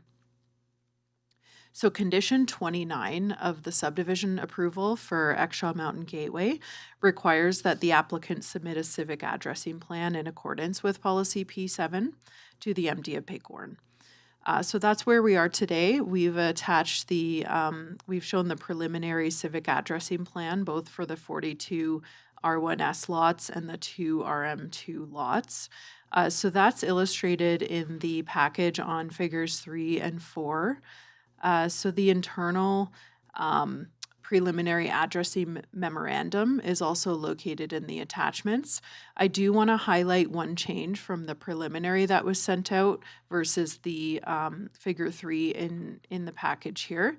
And it's that Mount Fable view in the preliminary. It was supposed to say Mount Fable Drive. So the correct name is in figure 3 within the report as Mount Fable Drive, and that would be a continuation of the existing Mount Fable Drive. Figure 3 outlines the R1S lots, and those are Wildflower Ridge on the upper road, Ridge Road, Mount Fable Drive on Road C, as it's mentioned in the subdivision design, Hart Mountain Drive, and Yamniska Place for the cul-de-sac.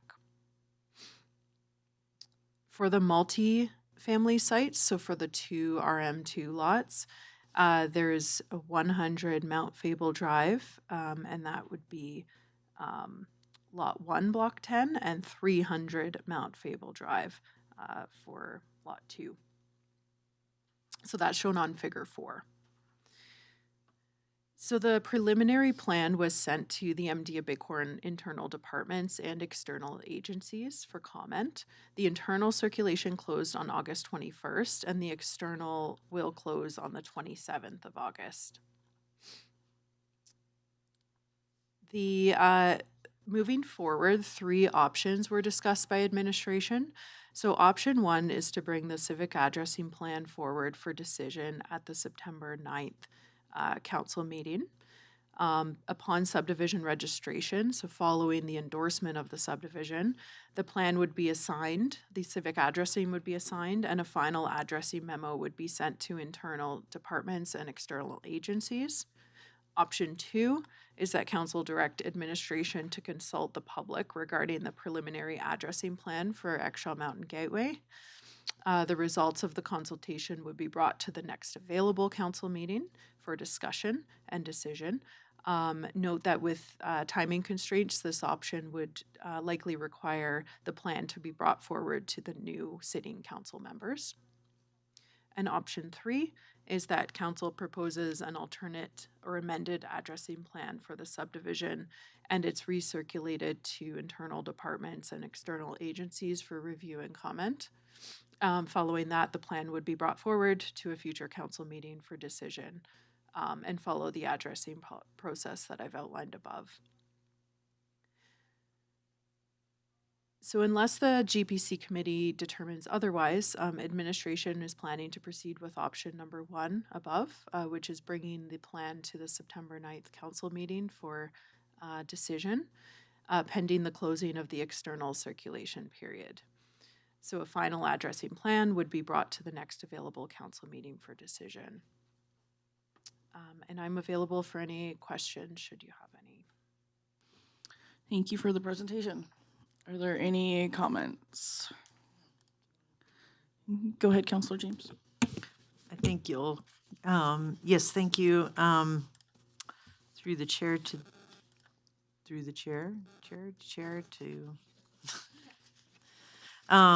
sorry, I don't have that down today. My one little question is the Heart Mountain Drive view. So in the figure 3, it's as Heart Mountain Drive, and yet when I go on to the written list, it is Heart Mountain View, and I just wanted to have that clarified.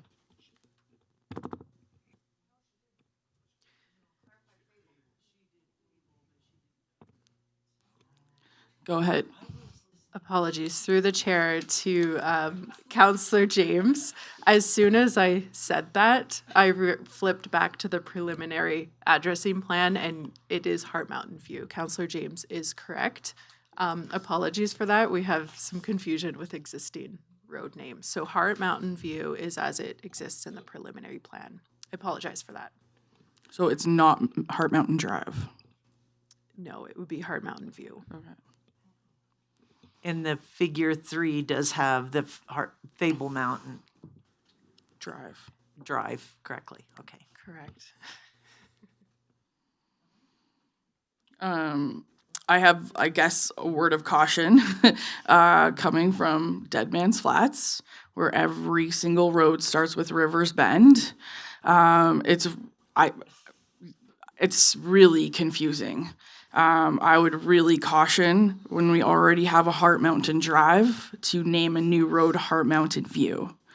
There's so many mountains in this area. I love the Heart Mountain. I love what it symbolizes, and I love the name, but it's really hard to have multiple streets with very similar names. So that would be my caution, and I don't know if they would have an alternative to Heart Mountain View. Any other comments? Go ahead, Councillor Fitzmaurice. Thank you, through the reeve. My only comment to this, I will agree with you with the Heart Mountain Drive and the overuse of the same word throughout different streets. I believe it would only be Heart Mountain Drive and Heart Mountain View. I don't think we have any other Heart Mountains, so it's it's there. It's the Wildflower Ridge. All of our streets are mountains. They started with mountains and then they threw in wildflowers. It just doesn't really match, and I don't want to be that picky, but I did do a little looking around of the other mountains we have here, and I found 1, 2, 3, 4. I found 5 different mountains north and south of us, all within our little MD here, nothing. And some of them are quite nice. I just think we could use a better name than Wildflower, and something that would help stick with the rest of the continuity throughout the hamlet that is all mountains.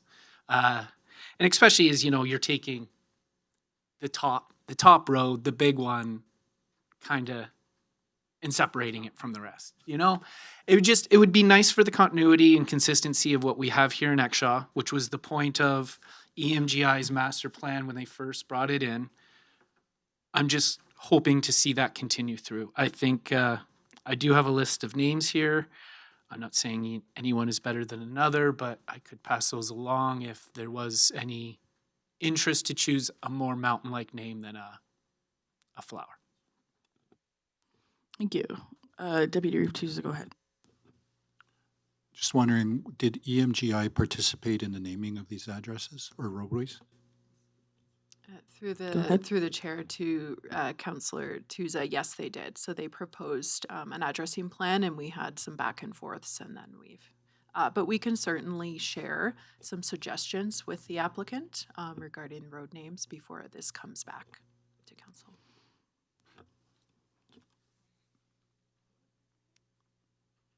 I like the process that you've picked, and I have no comment either way on the names.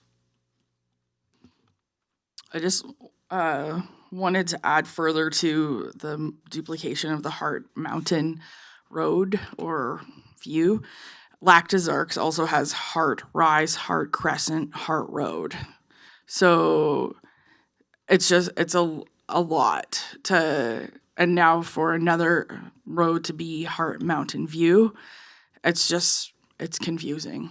I think we need to diversify. Make it very clear to all the Amazon delivery drivers and people that are accessing these addresses regularly. Director Gavin, go ahead.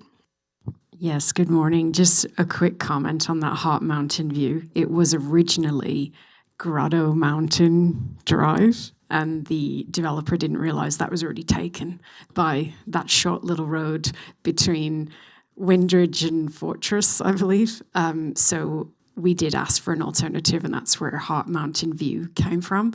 But certainly if Councillor Fitzmaurice has a list of suggestions, we can take those back to the applicant.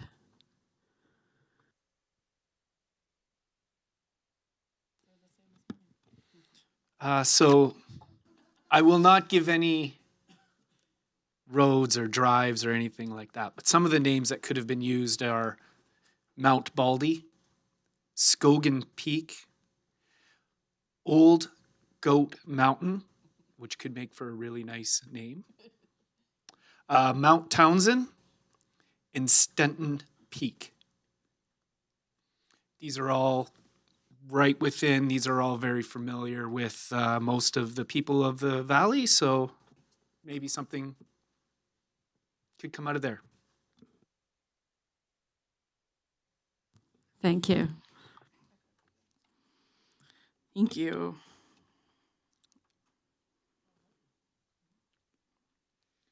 All right, where are we going with this?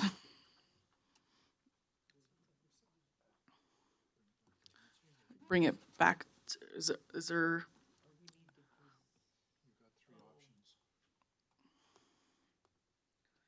This is where the procedural bylaw will really help GPC because every decision report is different how it's written in terms of what we're trying to accomplish here in GPC.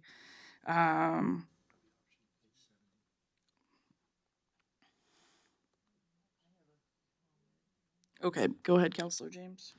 I am comfortable with all those names being presented and worked through with if the internal would find any of those preferable, but I have no objections to any of them. Thank you. Or is there an option that anybody would like to make a motion on page 70?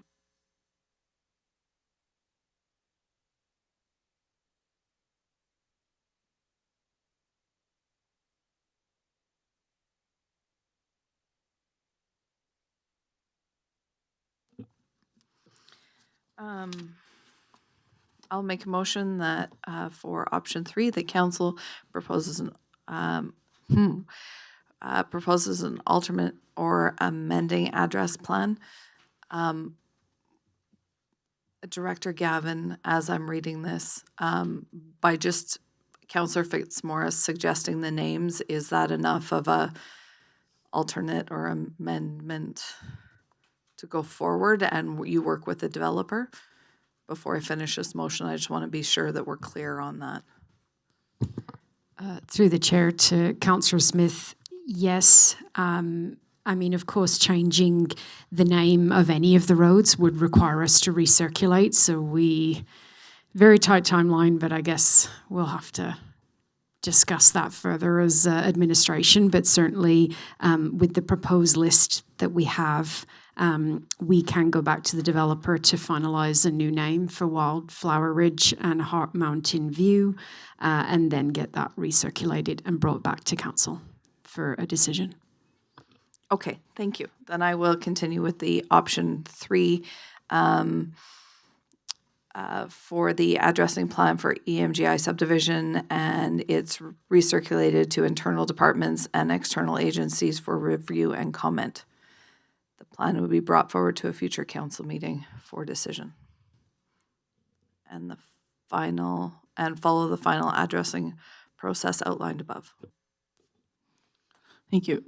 Any comments?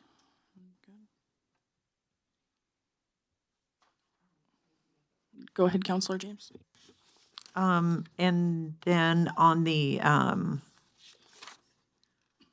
figure 4, with the Mount Fable Drive, that one is also a kind of a memorial drive, and I was wondering if the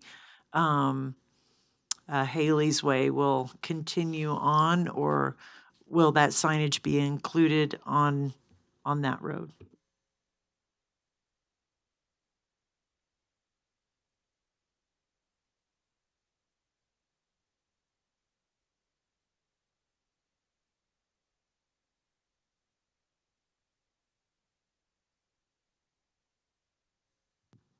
Through the Reeve to Councillor James, I don't know that I can answer that exact question today, but certainly I am aware that a resolution was passed by council, and all of the street names for Mount Fable Drive have the secondary signpost for Haley's Way. I don't see why it wouldn't continue, but I just don't want to say yes for certain today. But we can certainly check that and come back to you. Thank you. Any further questions before I call a question?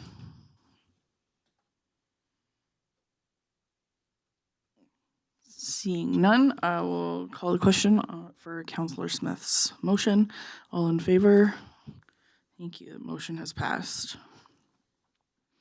Next item is item F5, page 81 of the agenda package, and this is regarding Mount Fable Drive upgrade project. CAO Kelly, please go ahead. Thank you for the presentation of this item. I would like to introduce Director of Planning and Development Services, Haley Gavin.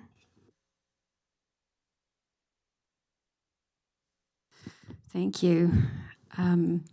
So yes, on page 81 of the package, there is a little bit of applicable legislation from the Municipal Government Act for this item, as well as an excerpt from the Land Use Bylaw, being section 44.1.1. Everybody knows where the Exshaw Mountain Gateway lands are located in East Exshaw, and I won't go over some of this background on page 82, as we're aware, when the ASP and subdivision approval did occur. On page 83, you will see two little clips there that show the phased endorsement, which I will note that this has changed since the last time we came to council to discuss the Exshaw Mountain Gateway lands. So we now have in figure 2, the new phase 1 includes the 2 multifamily lots as well as the lower 29 single family lots. Previously, phase 1 was only the 2 multifamily lots.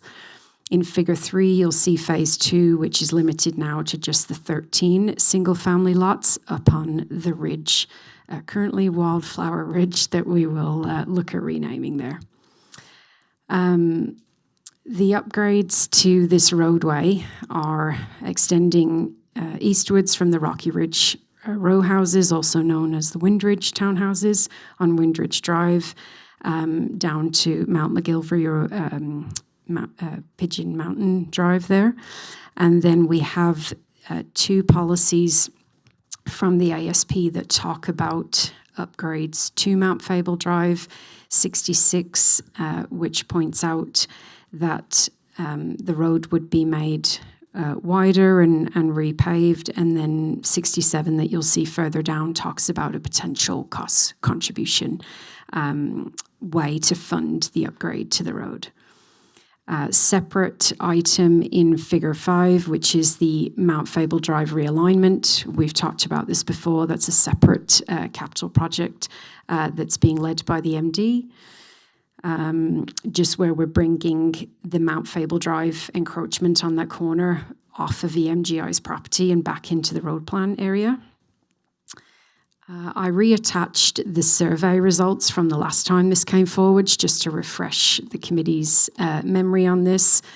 So back in February and March, we did do a survey for the upgrades to Mount Fable Drive, and there were some concerns and I guess quite split down the middle on preferences here, with some neutral comments as well. So you can see the results in Table 1 on page 86. And then I've added more information since we last brought this to Council in May 13th of this year.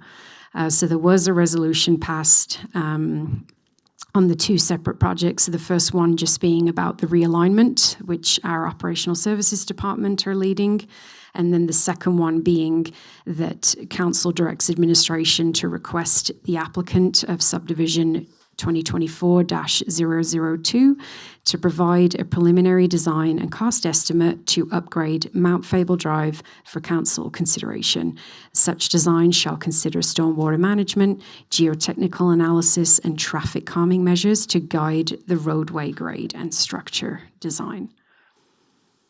So in late June, we did receive a design and cost estimate from the applicant provided by their engineer. And our third-party review engineer, Stantec, has taken a look at this design and cost estimate.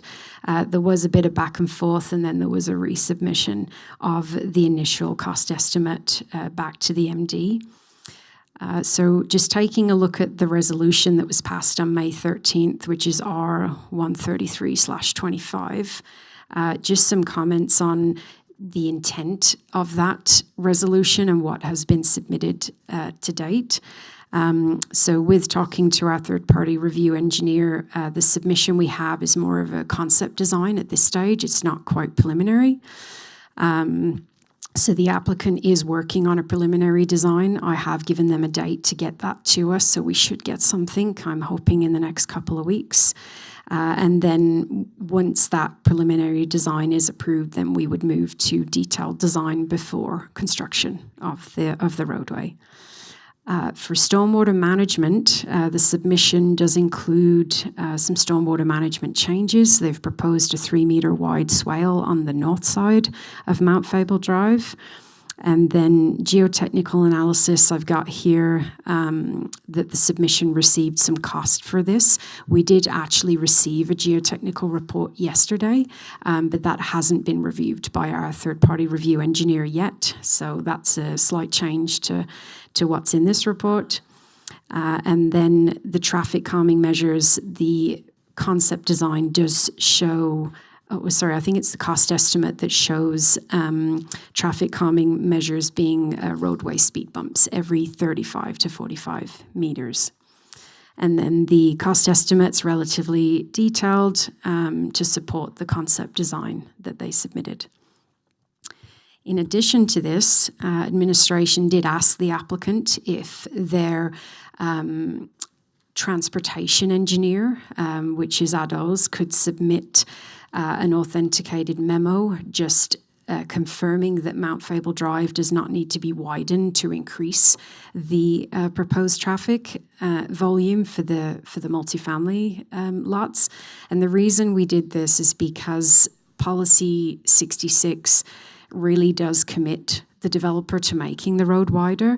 However, when we did the survey, I guess the results we got from the public was that they didn't want the road widened, and our assumption being from Resolution 133/25 that council didn't want the road widened. So we had them submit something from a transportation engineer confirming that it didn't need to be. And that has been accepted by our third-party review engineer and therefore the MD. The cost estimate updates with the applicants, this is for contingencies. So there were a few things missing from the cost estimate, just in case there's any existing utilities, whether that's above or below ground, that need to be moved.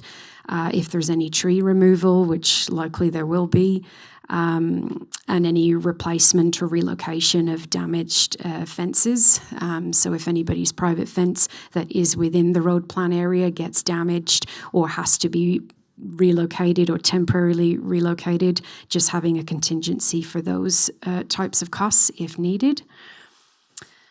Getting into the finances, so I put a statement in here because I wanted to correct something that I had said in my April 22nd report to GPC, and that was, and council as well on May 13th, was that the MD is responsible for a portion of the funds to upgrade Mount Fable Drive, and we're not. So this is very different to the Highway 1A intersection upgrades that's also part of this subdivision, just with there being, according to the traffic impact assessment that was approved with or without the EMGI subdivision development, the current intersections don't meet Alberta Transportation's requirements for existing EXSHAW.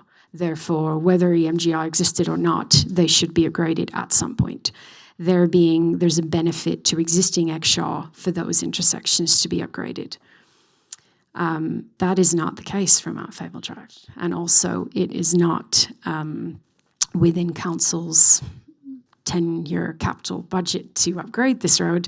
The reason for the road upgrade is the EMGI development. So I just wanted to clean that up and clarify that for council and the committee.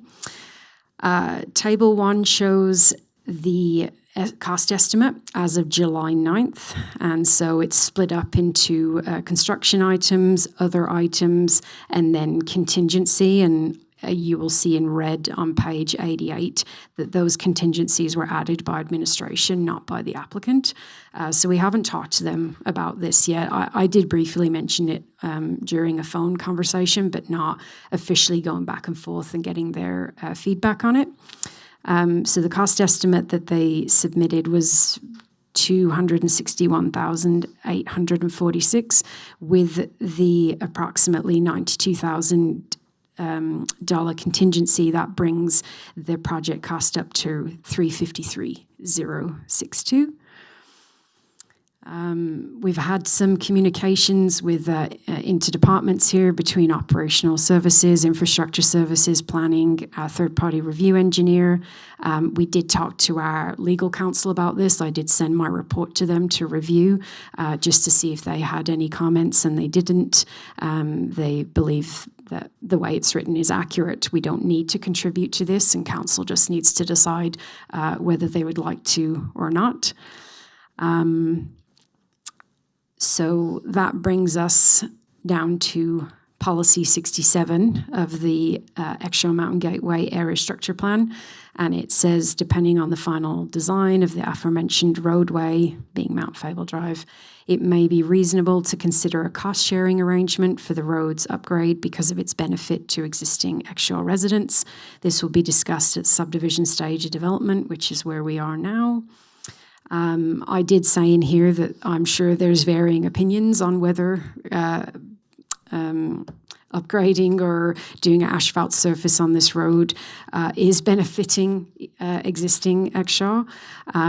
But then I did share that we do have this section in our current land use bylaw that talks about how in the hamlet districts, parking and loading areas shall be appropriately finished with a hard surfacing of asphalt or concrete where connected to a municipal roadway of similar material.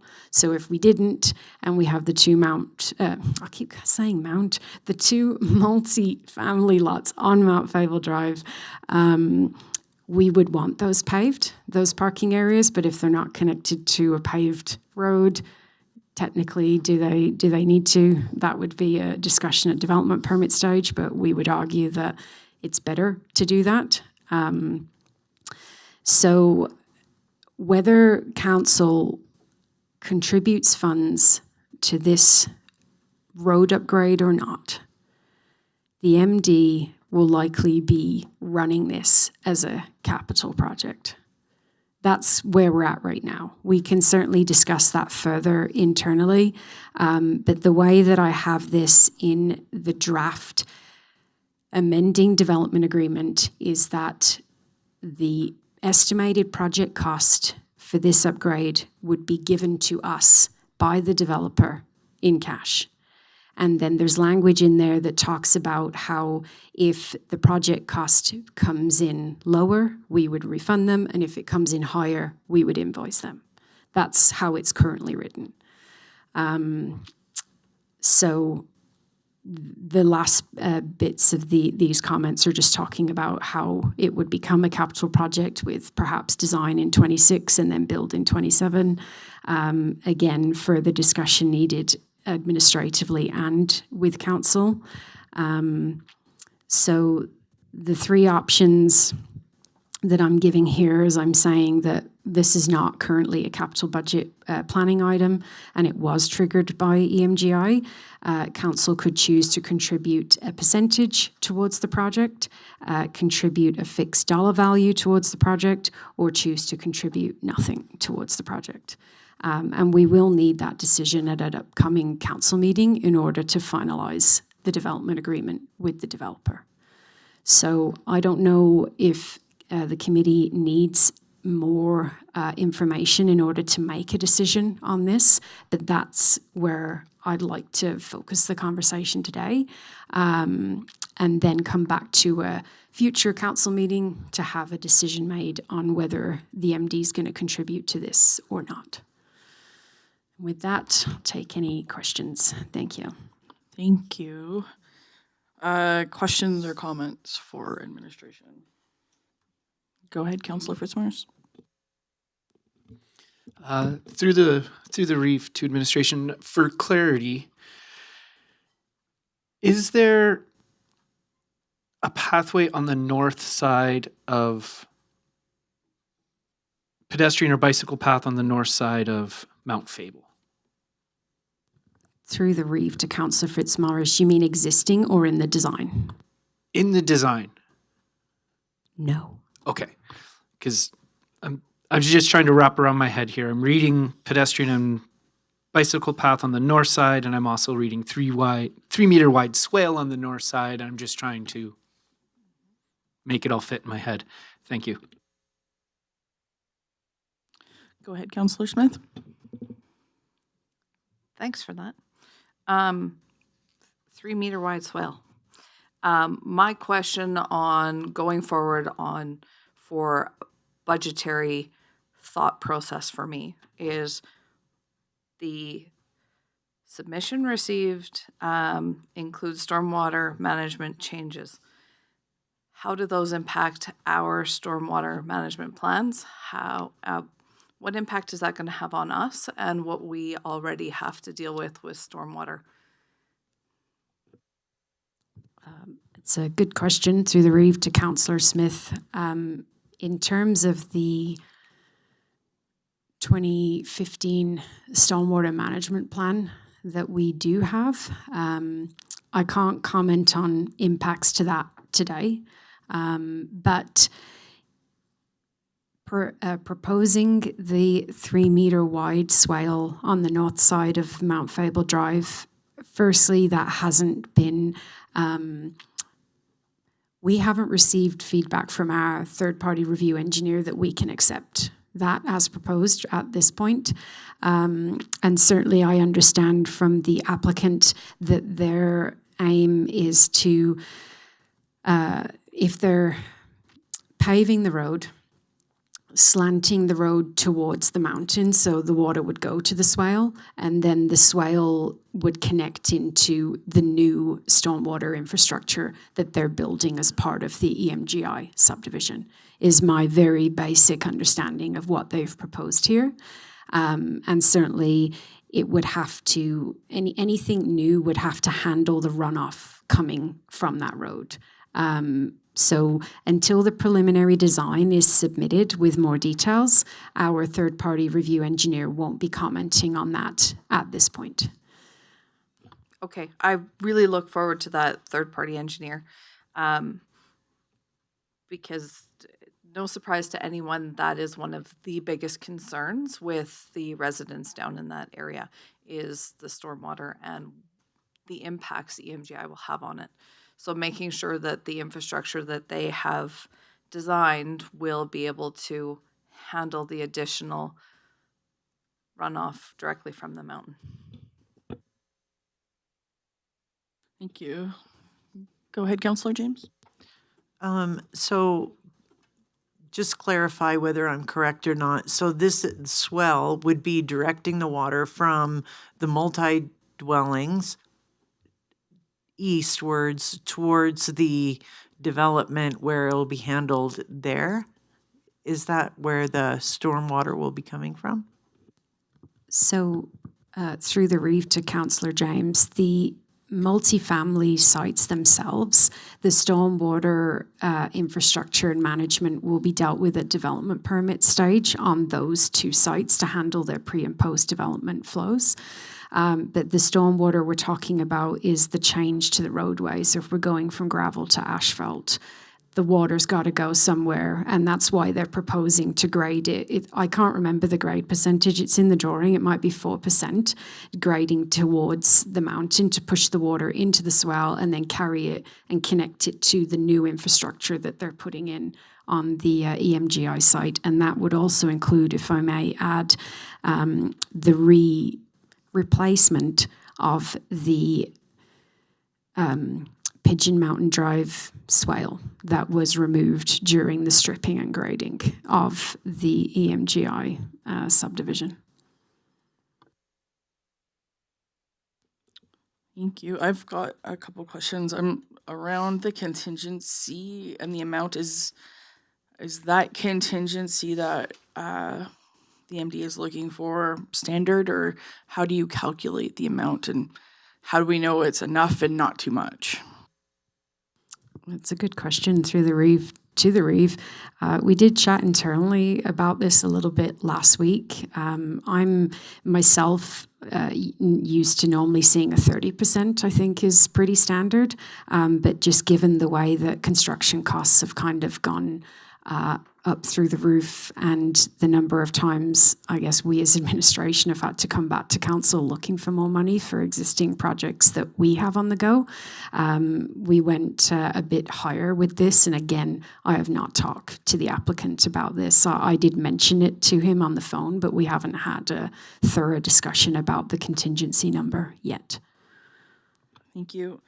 And then in terms of the question around council contributing funds towards this, on page 88, under policy 67, you have highlighted in Hamlet District's parking and loading areas shall be appropriately finished with a hard surface of asphalt or concrete or connected to a municipal road of similar materials. So this upgrade is essentially doing that. It's connecting what is not asphalt to asphalt on either side. Is that correct? So through the reef to the reef. The reason I highlighted that is because the two new multifamily lots will enter onto Mount Fable Drive. So the way that this section is written is we're requiring them to pave their parking lots if they're connected to a paved road. And I guess this is more around the argument of if a decision was made that we weren't going to pave Mount Fable Drive, with this section in mind, we should be. But in terms of contributing costs, this isn't really, I guess, the statement to consider that on. Just in general for the finances, it's subjective, I guess, and there's going to be a lot of different opinions on whether paving this road does benefit existing residents. I'm sure there's some that say it won't, some that say it will, depending on the circumstance. But we feel as administration that it should be paved, and it's really up to council whether you want to contribute to it or not. Thank you. And then in terms of the costs, if it does get paved, there were a lot of concerns around increasing speed. So the costs presented here include speed, speed reduction. Okay, traffic calming measures. That was the word. Through the Reeve to the Reeve, correct. Yeah, there is, in the cost estimate, it does include speed humps every 35 to 45 meters. Okay. And then is it possible for when this comes back to council for administration, I guess maybe to put some options in terms of if we were to contribute financially, what those options might look like and why they might be options? Through the Reeve, to the Reeve, certainly. I mean, that's really what I need from today. Like, if you're going to be making a decision on this, I need to know what extra information you need. So if it was, a table with different percentages so you could see what that cost looks like, we can certainly do that. I mean, in terms of why we would contribute to this, I don't really feel like there would be different rationale for different percentage types. We can certainly talk about it more administratively, but the reality is the upgrade to this road has been triggered by that development, and I would argue that it's relatively normal that it would be a developer contribution. Okay, and so I guess where I was going with bringing up what you had quoted earlier is, do we have anything in our guiding documents that state that this road must be paved or be done in asphalt? I guess in terms of like when I'm considering, do we contribute or not? Is it something that we're asking them to do because that's kind of the standard that we've set? Or is it just, I don't know how to word it.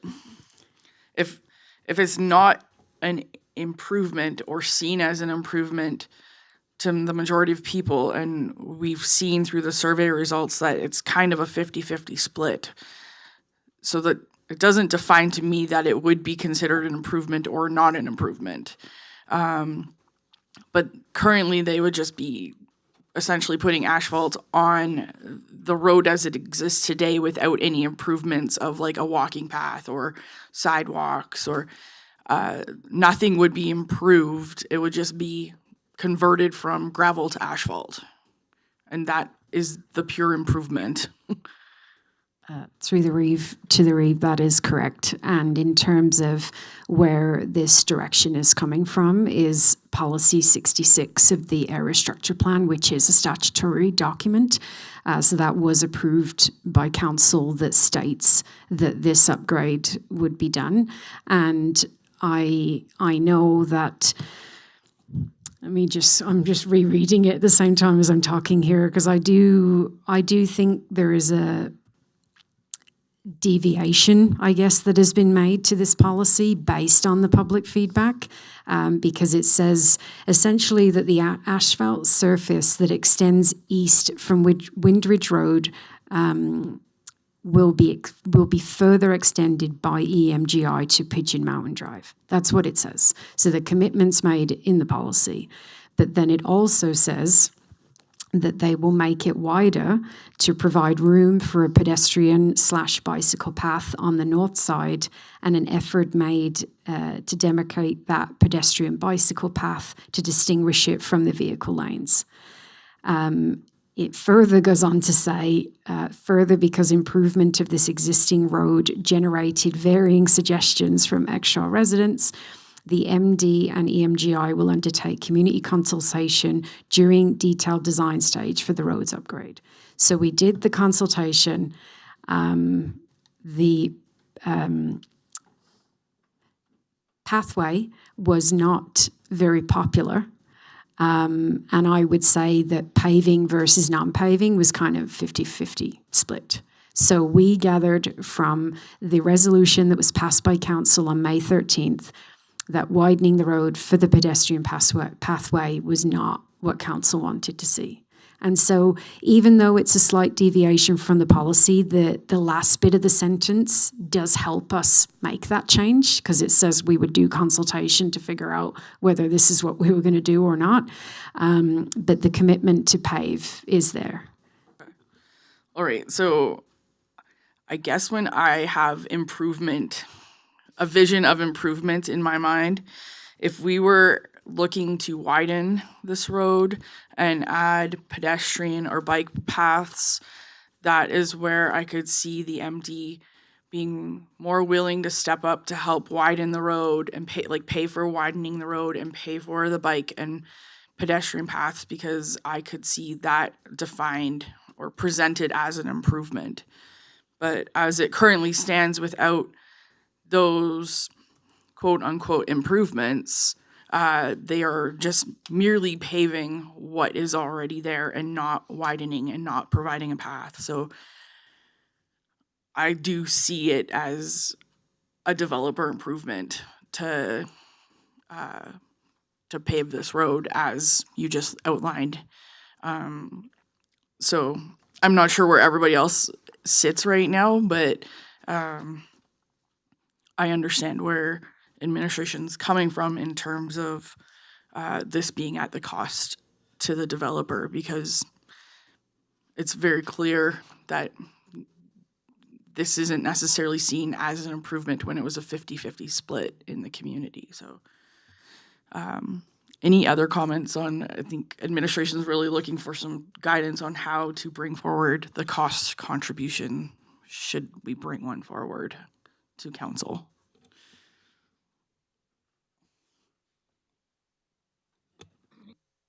Go ahead, Councillor James. A couple little things. I think that the trail was actually still a 50-50. It's only a 0.5% difference, with 50 in disagreement and 45.5 in agreement. It's the parking that weighs heavily in the not allowing. So I think that the path should fairly be considered by council. There will be no path. Okay. The thing I would like to know more of is the maintenance portion. I'm a little concerned hearing that the current road would just be paved, because an asphalt will not necessarily be the best base for a paved road, as well as the width, the paving, the impermeability of asphalt over this of this gravel road. I'm concerned if we just if asphalt is just laid over a gravel road, it isn't necessarily going to be well supported and could deteriorate easily without being properly prepped prior to being built, because basically building a road. So I just kind of wonder about that, especially with the change of the swell will affect the water, whether that's more or less. And the maintenance of the swell on both sides, will it be a mowed area or is it a,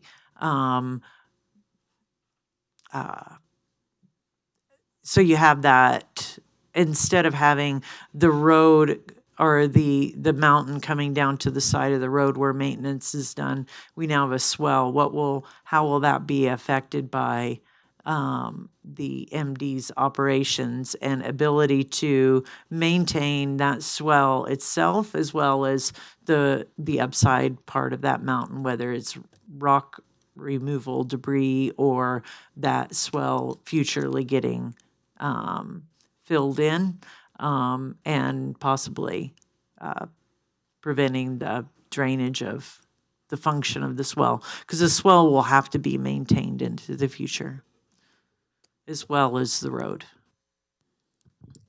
Through the Reeve to Councillor James, their intent is to provide some new compacted gravel and some other. I'm not a road building expert, I will preface by saying that, but on page 99, there is a detail that's in the top right-hand corner of the page there, and they're only using some of it to reference what I guess is the new granular base that's going underneath this surface. So there is a little bit of detail there.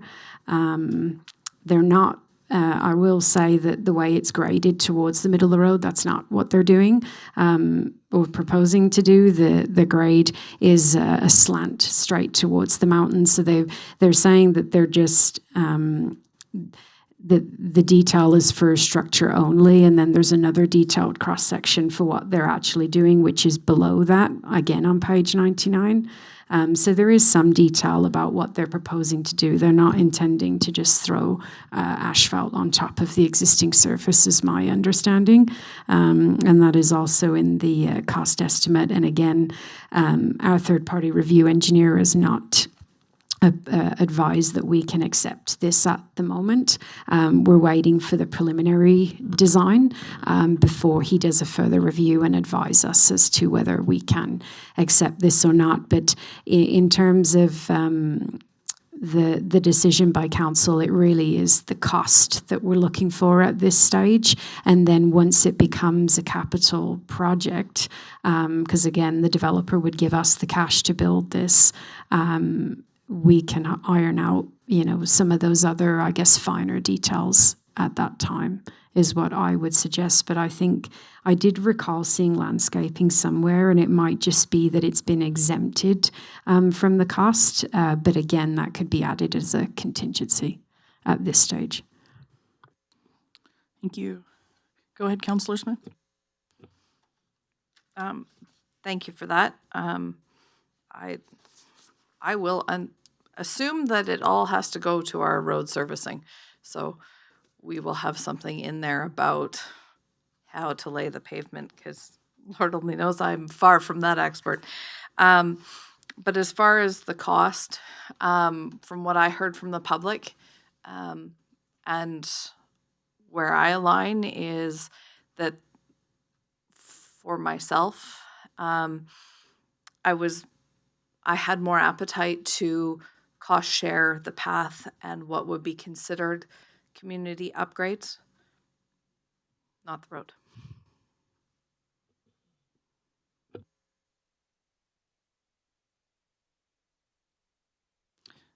Go ahead, Councillor Fitzmaurice. Thank you, through the Reeve. Just to touch on your comments, so you would be comfortable with, I guess, the swale is part of the upgrade? No? That's just... No, that was the path and community movement. Yeah. Okay. Unless the swale guarantees that it can handle the one in whatever it was flood and those volumes, and would show a correlation of directly arming and protecting our community. Then bring that back. Sorry, that's a little pointed, but that's where I am. So would you like administration to bring back an option with the cost of just the swale that could be funded through council's decisions? Is that what you're, I just want to make sure administration knows what we're asking. I didn't believe the swale was up for discussion on cost sharing. I thought it was just the road. I am not in support of cost sharing the road.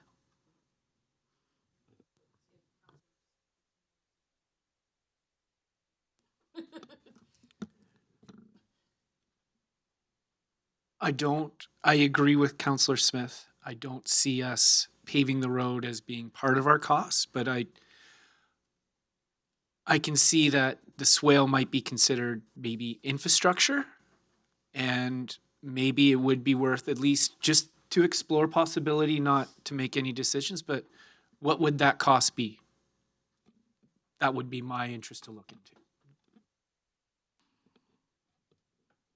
And to the fact of, again, to Jen's point, does it meet the water getting to where it's supposed to?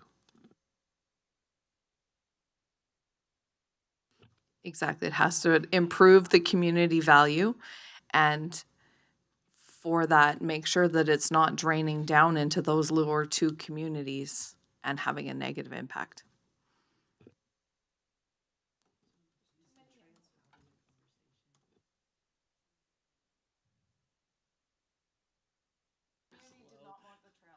All right, so to try and summarize, I think for this to come back to council, the committee members here would like to possibly understand the value of the swale financially and engineering in terms of what it's capable of, and how it would benefit the whole community, or is the swale just benefiting the development of EMGI?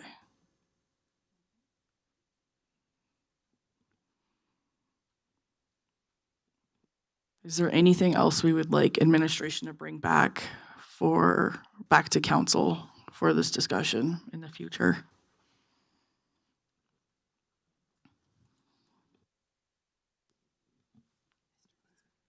Go ahead, Councillor Fitzmaurice.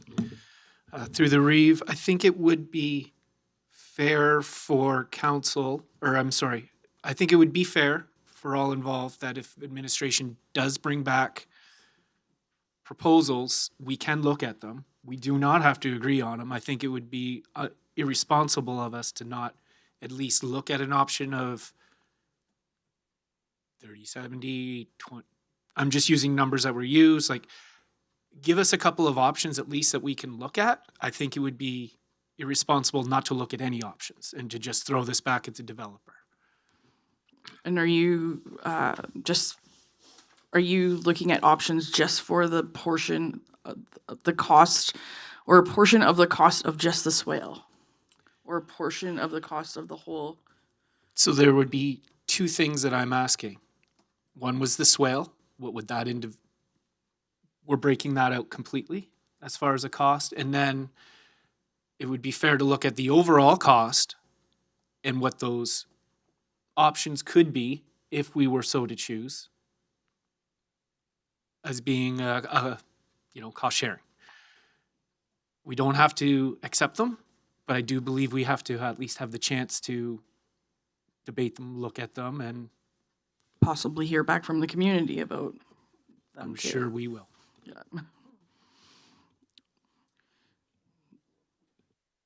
Okay, go ahead, Councillor James. I just need a little clarification. Can you identify the map that shows the swell for me? So it's, sorry. I'm So just that's trying to the make my- orange band on the. Yes. Okay. Page 98. And the swell would be, I'm sure it's not going in front of the multi-dwelling lots, or that, it would be going fully through. It would be drivable. You would go drive over it? Or how Well- does the swell work? Well, so I'm going to assume that new accesses would be put in, and there'd likely be culverts that run under the accesses that connect to the swale. As again, this is a concept design at this point. We don't have details, and we don't have any information on, excuse me, how the multi-family sites will be developed at this point, because they're not privately owned yet. And that would be dealt with at the development permit stage, but certainly a question I can pose back to the applicant and his engineers. Thank you. That'd be great because it looks like it's a very big swell and it would capture a lot of water. And I would just, looks like it's almost taking on more than just a permeable road would do. Through the Reeve to Councillor James, as per the resolution that was passed in May, the applicants were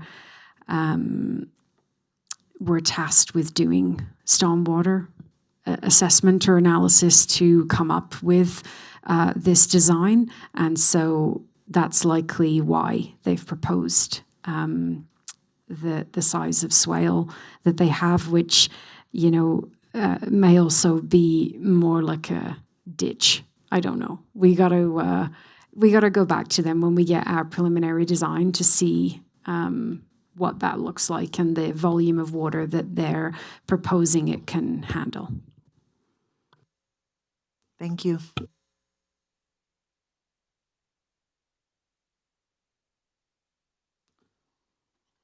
Great.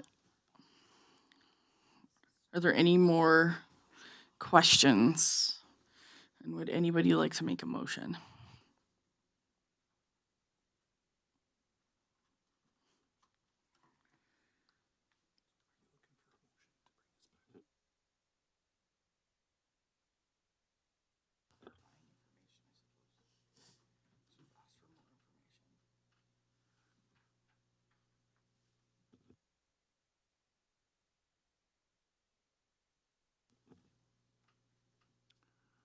Madam Chair, I'd like to make a motion that this be brought back to a future council meeting with further clarifying information from administration. Thank you. Is that enough information for administration?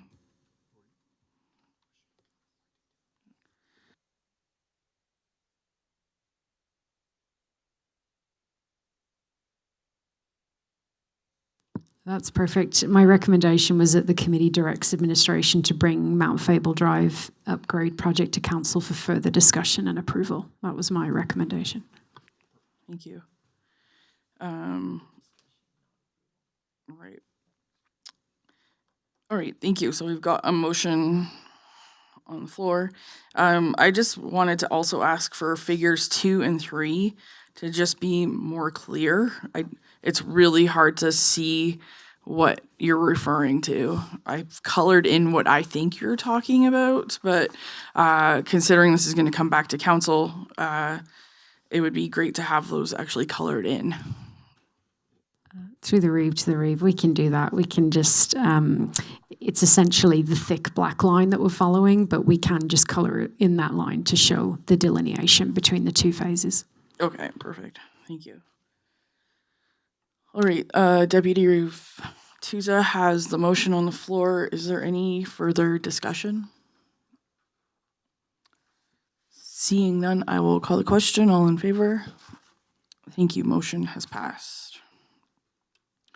All right, I think we will have time now for one more agenda item, F6, the Winter Road Maintenance Policy T19, page 109. CAO Kelly, please go ahead.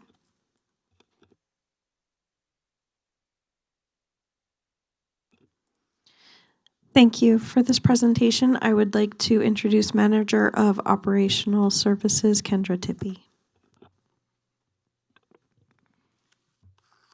Thank you and good morning. So proposed changes to T19 were discussed at the June Transportation Committee meeting. So we have proposed changes to the policy as well as its accompanying schedule, the snow and ice control map. The proposed revisions were accepted as information by the Transportation Committee and are being forward here today for discussion. Proposed changes to Policy T19 are identified in the red line version included in Attachment 1. The intent of these changes is to capture past discussions that have taken place, as well as to formalize the Exshaw Back Alley Trial Program. Proposed changes to Schedule A, Policy T19 Snow and Ice Control Map, are outlined below, as well as provided in Attachment 2. To summarize the proposed changes to Schedule A, number 1, Pears and Ghost Country Place, located off of Highway 40. So their current priority is level 3, and administration recommends changing this to a priority level of 2. The justification for this is that these roads were paved approximately 4 years ago, and the priority should reflect this update.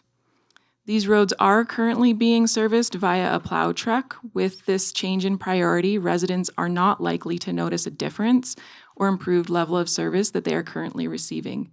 So administration views this as an administrative change to the mapping. Number 2, Suter Drive, located in Benchlands. So currently this is identified as a level 5 priority, and administration recommends changing this to a level 2. The justification for this is that the previous homeowner did not want the road cleared. However, the new homeowner would like the road cleared. Number 3, there's a roadway extension off of Windridge Road, so it's currently identified as a priority level 3, and administration believes that this is an error in the mapping and would like to change this to a 2. This would create consistency with the other road priorities in the area. And then number 4, the Exshaw Back Alleys were performed as a trial program in 2021, 2022. So clearing of these alleys is completed with internal staff and resources, so administration is recommending that these are added to Schedule A as a level 4 priority.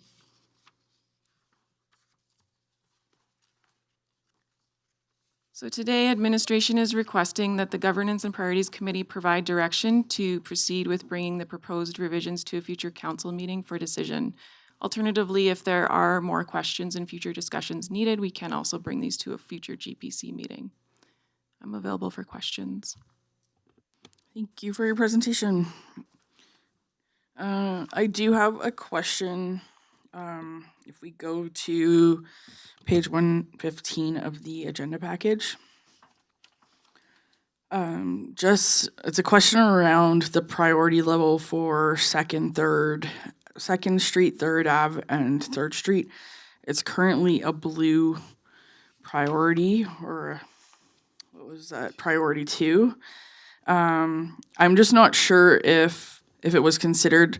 Sparrowhawk building now has full occupancy. There's 107 units, which could mean a lot of cars, more cars coming and going from those streets, from the underground parking garage, than we ever have seen that road being used for. So I don't know if that priority should change based off of the intensification of use in the last 6 months.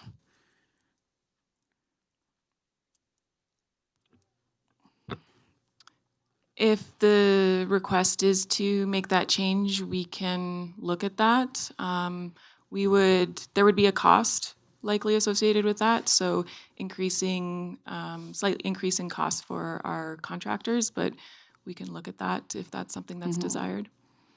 Yeah, I understand there would be a cost, but there's also a significant increase in tax revenue that we're generating from Sparrowhawk. So if that is required, and I don't know how quickly we can pivot if it's identified that that is a priority that needs to go from a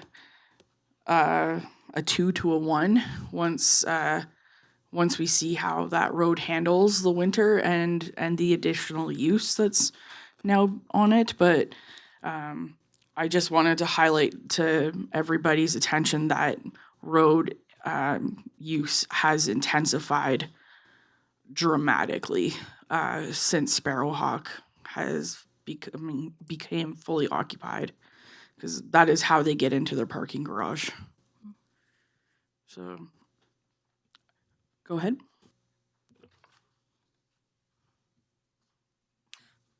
Well, I'm just going to dive right in with a lack of knowledge on this one, on how we set our level 1, 2, and 3, and what that qualifier is. For me, and my understanding, and shame on me for not clarifying sooner, but it was my understanding that level 1 was our major roads and school buses, so that our emergency services could have, or at least get close, and a school bus had their major routes. And level 2 was the second or third pass that Volker would make.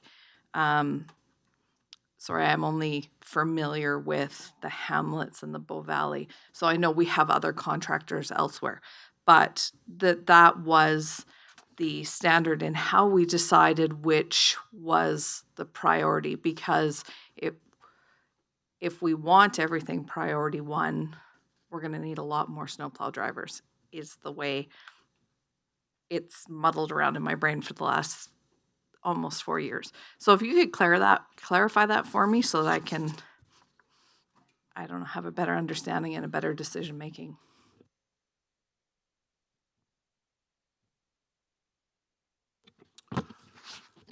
If I could answer the question,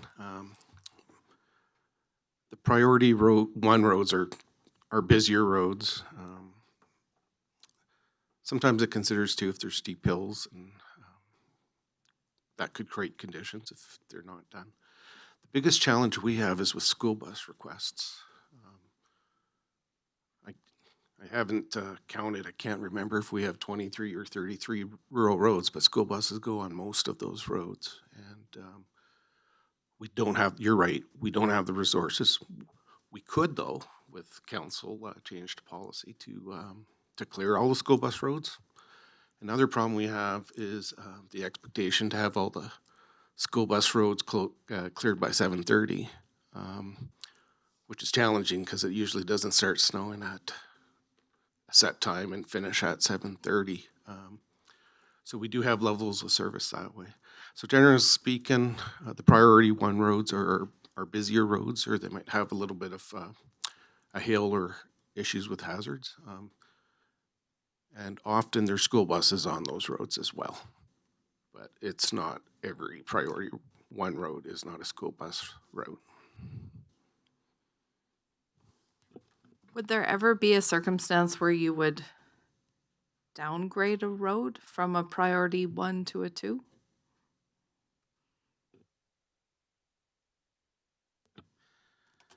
That would be difficult for administration, but not out of the question. Usually we get complaints when we downgrade, and once we provide a level service, it's expected. So that would be a decision, financial decision through council and the committees as we'd have that discussion upon a request. Go ahead, Councillor Fitzmaurice. Thank you, through the Reeve. I have two points. 1 question, 1 point. Question is priority 1, Major Hamlet, rural roads, Yamniska Drive, and seniors parking. Exshaw senior parking. Where is Exshaw senior parking? So that is in front of the community hall, that parking area there. Perfect. Thank you. I'm reading, I'm thinking, geez, where is that? Not that I need to park there. For clarity here, I'm looking at number 8, point B. The Director of Operational Services is authorized to perform snow maintenance operations as necessary in most westerly located Rivers Bend cul-de-sac in Deadman's Flats and the Loader Mountain Drive cul-de-sac in Exshaw.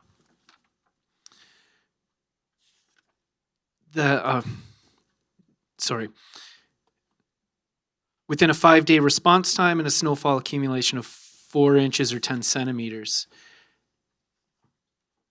That cul-de-sac on Loader Mountain is listed as a priority 1 on your map.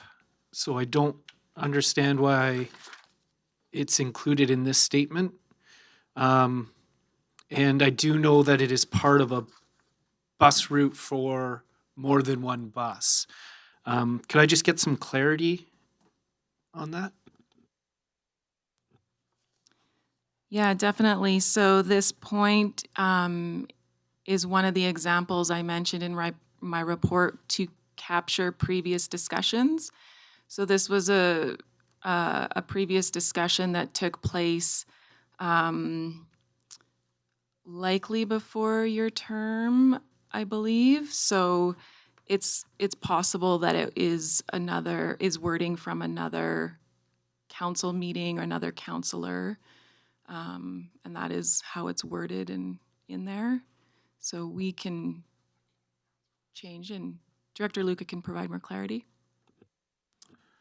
So the cul-de-sacs listed in 8B are cul-de-sacs that we can get to within that response time with our own crews and equipment. Loader Mountain is located near our current shop.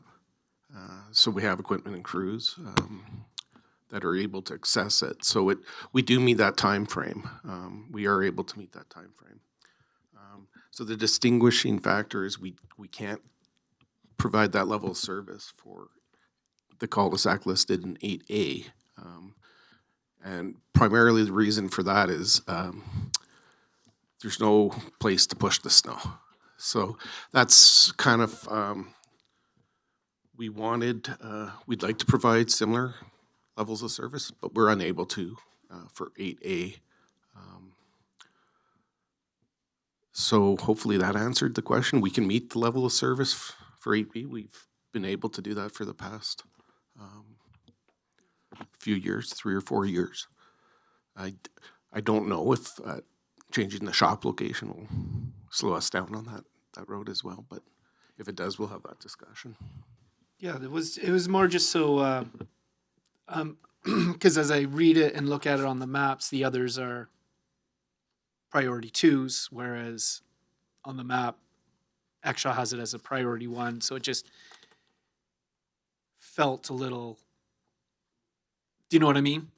I know that I am by no means complaining about the service. I can guarantee you that the MD staff has been doing a very good job on this cul-de-sac, and they do take care of it. It's just making sure that it is at its priority 1 level and that our school buses are being able to do what they need to do. Well, that raises a great point because it is a different level of service as identified by Clause 8. So administration will look at that, and when we bring this report back, hopefully we'll have a better answer and hopefully can address that because I think there is a little bit of a bust there that needs to be clarified. Thank you. Go ahead, Councillor Smith. Thank you, Reeve, and you might slap my hand right now. But Councillor Fitzmaurice in his first point brought up the priority 1 wording with Yamnuska Drive. If maybe our CAO could let our Director of Planning know that Yamnuska Drive is already in use in Exshaw. That was the one that was not identified when we were talking about the civic addressing with EMGI. She should probably add that to her list as well. And it's not a name we use often because really it's Fire Truck Road as people are headed up to the hall where they're going to park. But it is still in existence.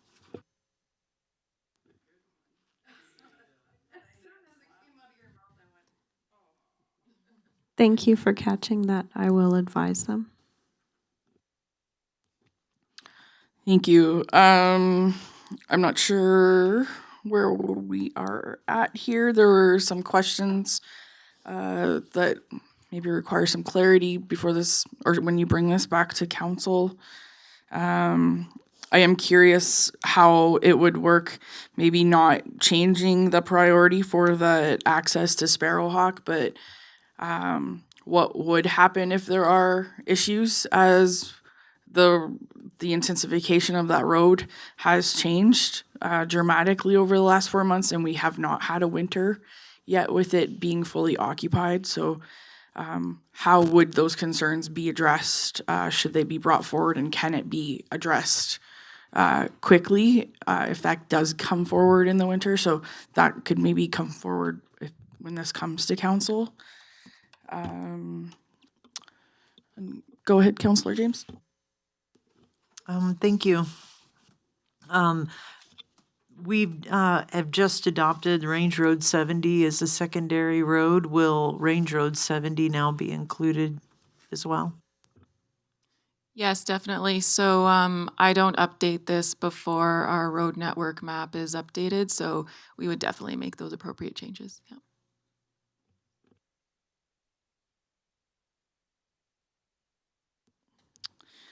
Thank you.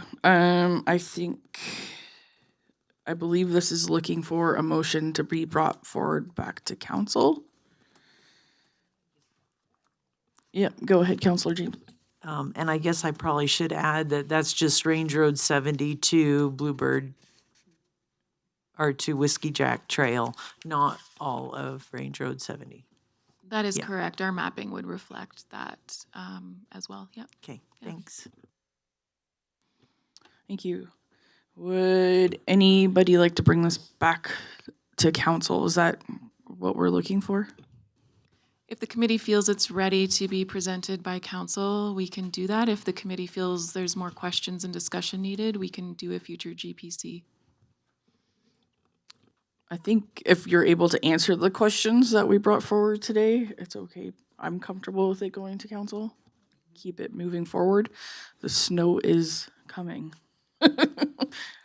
And it feels like it might be showing up in this council chamber very soon here today. Go ahead, Councillor James. I'd like to make the recommendation that that the GPC committee recommends the request from the, oh, wait a minute, I'm on the wrong page, sorry. I'm ahead of myself, sorry. No, there is no official written recommendation here, but I'd like for the T19 Winter Roads Maintenance Policy updates to be brought to council. Thank you.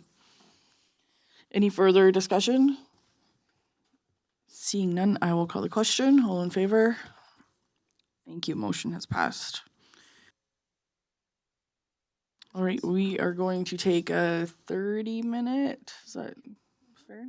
30-minute lunch break, bringing us back here at 12:40. Thank you.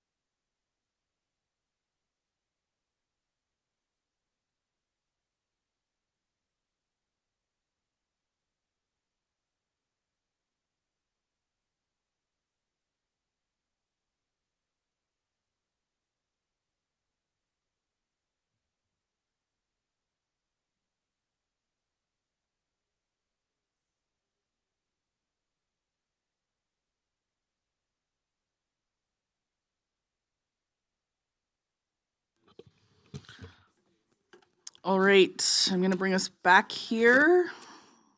The next item on the agenda is item F7, page 117, the Bow River Basin Council Groundwater Monitoring Program.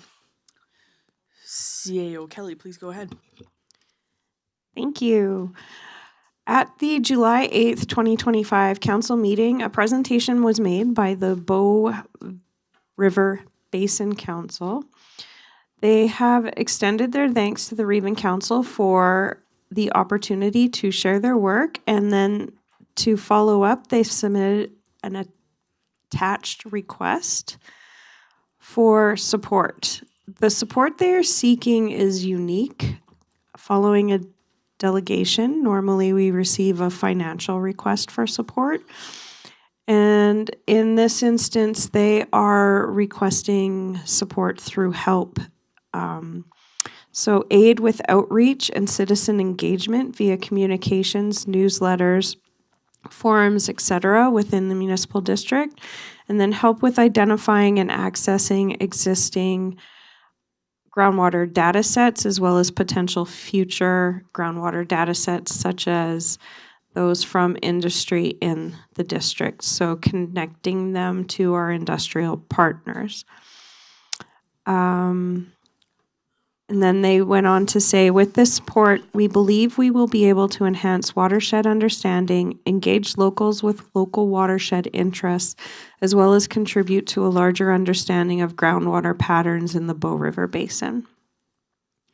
So I've attached the request, and I'm just asking the committee today if they would like to bring this to council for approval to provide direction to work with them pertaining to communications and perhaps connecting them to industry.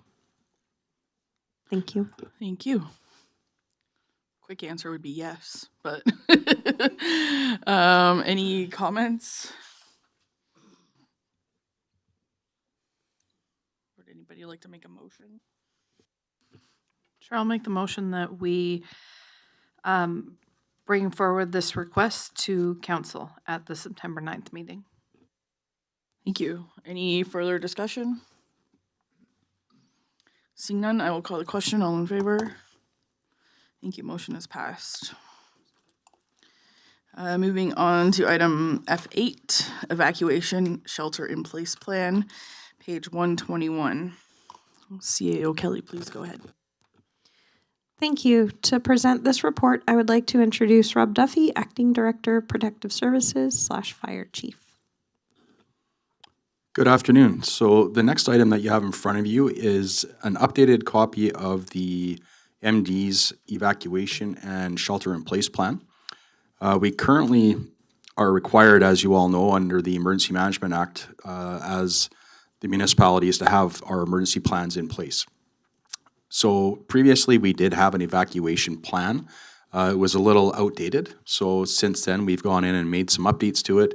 And we've also included the shelter in place piece, which we did not have previously. With this one, all the sub-plans do tie in to the overarching municipal emergency management plan, which we are also working on updating that one at the moment. So the plan is still active and it is being utilized if it's needed, but there is work being done to update it. And we're also looking to incorporate additional sub-plans that we currently don't have. So those will start to come forward as we work through them. So the one in front of you right now is the most current draft copy of the MD evacuation shelter in place plan. There are no direct financial impacts to the MD Bighorn's operating budget. And with that, I'm open for any questions. Thank you. Questions? Go ahead, Councillor Fitzmaurice. Through the Reeve, I'd just like to make the comment that as being on the Protective Services Committee, we have already reviewed this document. We, as a committee, we all approved this document. I found everything in here to be actually quite informative. This has been supported through the Protective Services Committee, and I'm willing to support it here today. Thank you. very much. Any other comments or questions, feedback required? Go ahead, Deputy Reeve. I'd like to make the motion to move this plan to council. And it's a well-written document, very detailed. Well done. Thank you. Any further questions? I did have one quick question, just, I probably didn't highlight it here, but it was, kind of like muster points for where people are to gather in case they need to evacuate, and even for animals. Some of them were just public locations, but some of them were private ranches or, are all those locations that were private agreeable to being on that list? Yes, that's correct. Okay, thank you. That was one of the main questions I had, so. Thank you very much for this. I think it's really great for this to be shared with council and for it to be publicly shared as well. In the past, we have asked administration for some type of education piece on what evacuation might look like.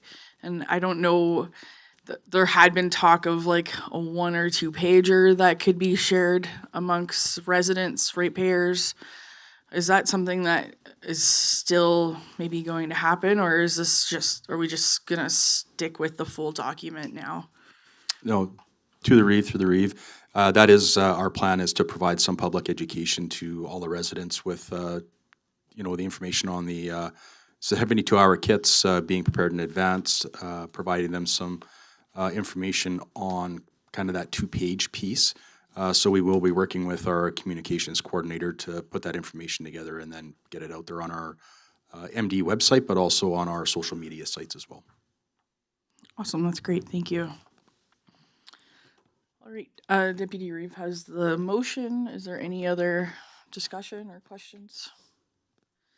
All right, I'll call the question. All in favor? Thank you, motion is passed. Moving on to item G1 information, page 197. It's the 10-year bridge rehabilitation plan. CAO Kelly, please go ahead. Thank you for this presentation. I would like to introduce Vicki Moses, Infrastructure Services Engineer. Thank you and good afternoon. An update to our 10-year bridge rehabilitation plan is attached. This plan is updated annually by a consultant. The plan is presented as information for planning purposes and will be proposed as part of budget planning this fall. The previous plan that was presented to GPC in September 2024 is also attached for information. The plan has been revised to reflect the most current bridge inspections that have been completed. The primary changes, number 1, deferral of minor work on Richards Road Bridge and Hart Creek Bridge from 2025 to 2026.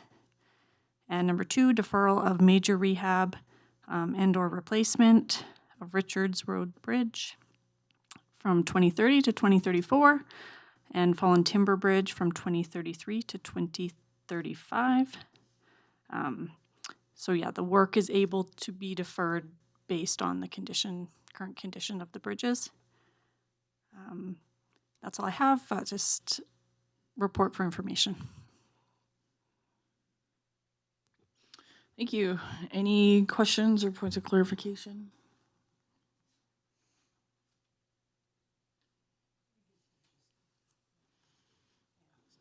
Go ahead, Councillor James. Yes, I think that it's just good to know, do culverts, are they included in this bridge analysis or not? Yes, like bridge culverts are not a little 2-foot diameter bridge, or culvert, but a major culvert. Yes, they're considered bridge culverts. Thank you. Thank you. One question I just had, and I've never noticed it before, but is likely just me, but is there actually 4 pedestrian bridges in Exshaw?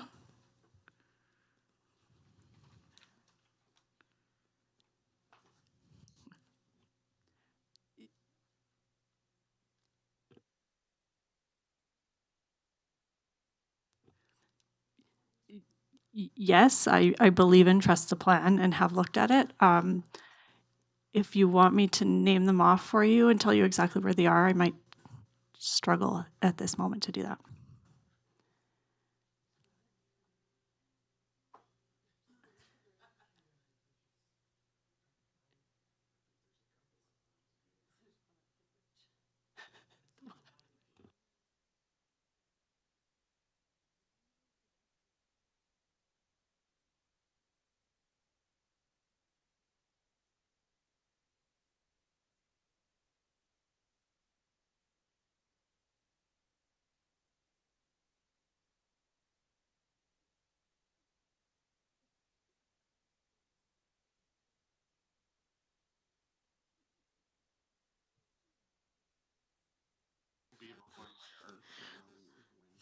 Through the Reeve to the Reeve.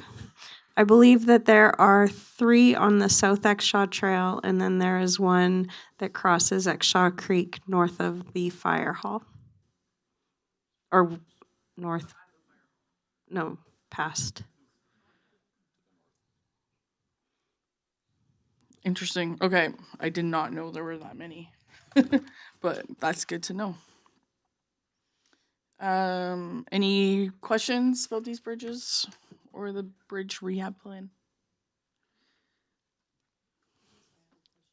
Go ahead. These thoughts of bridges, pedestrian bridges. So on the highway, we have pedestrian connecting to the highway bridge.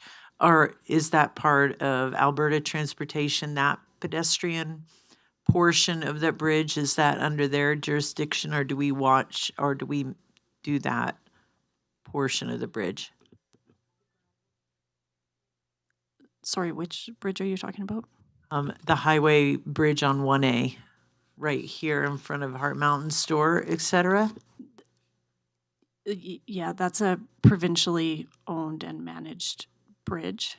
So the pedestrian portion of that is part of that bridge and managed by AT. Thank you.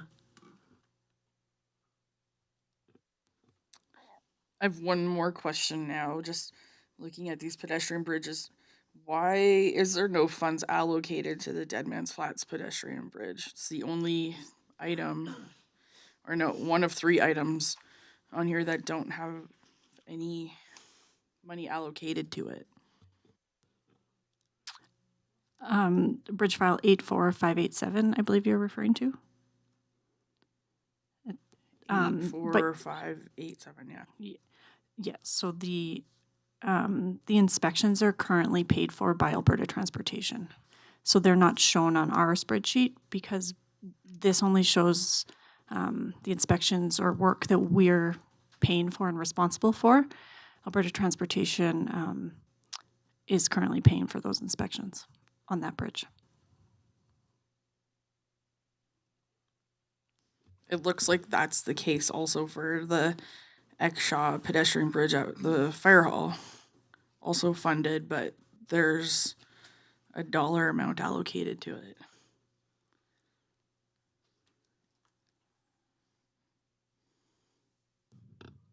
Through the Reeve, what page are you referencing?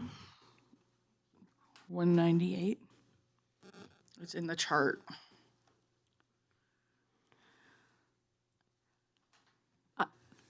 I believe that there should be a dollar amount shown in 2033 for an inspection for the Dead Man's inspection for that 84587. So I'll talk to our consultant and have that updated. Okay, thank you.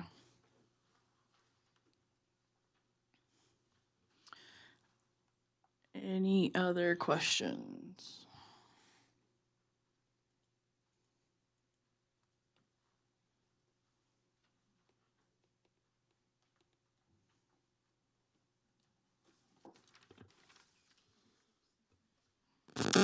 motion? I'll make a motion to accept this information. Thank you. Any further questions, comments, clarification needed? Go ahead, Councillor James. I think it would be helpful to see a map of some sort. But I do wonder, the culvert that at Jameson Creek, it would not be considered a bridge. The culvert that carries Jameson Creek across under the road.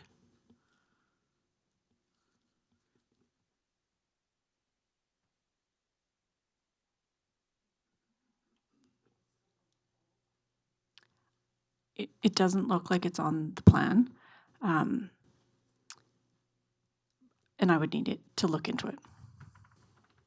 I don't know if it needs to be on there, but it does for major servicing of the area, it is the seems like maybe it would be on there. So that's why I was just curious of what kind of what qualifies. And I see Baymar Road. I'm not even sure where that culvert is up there, but I'm sure it is. Well, that's probably actually on Jameson Road itself. It's Baymar Creek, where it goes underneath right before the T intersection of 71. I'd be interested just to know where seeing the map would help me understand where it is. Which if that one was on in the plan, it would make sense that the Jameson Creek one would be. Yeah, thanks.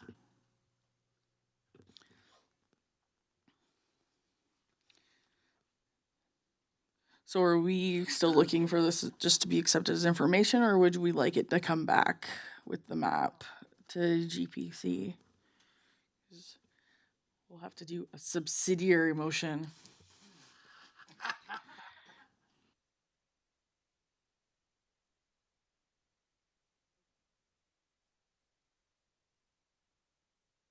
All right, so are we good to proceed?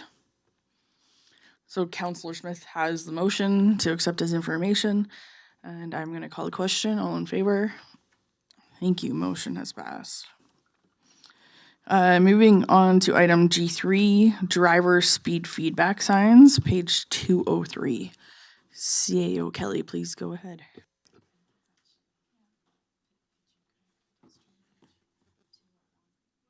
Oh, sorry, I'm getting ahead of myself.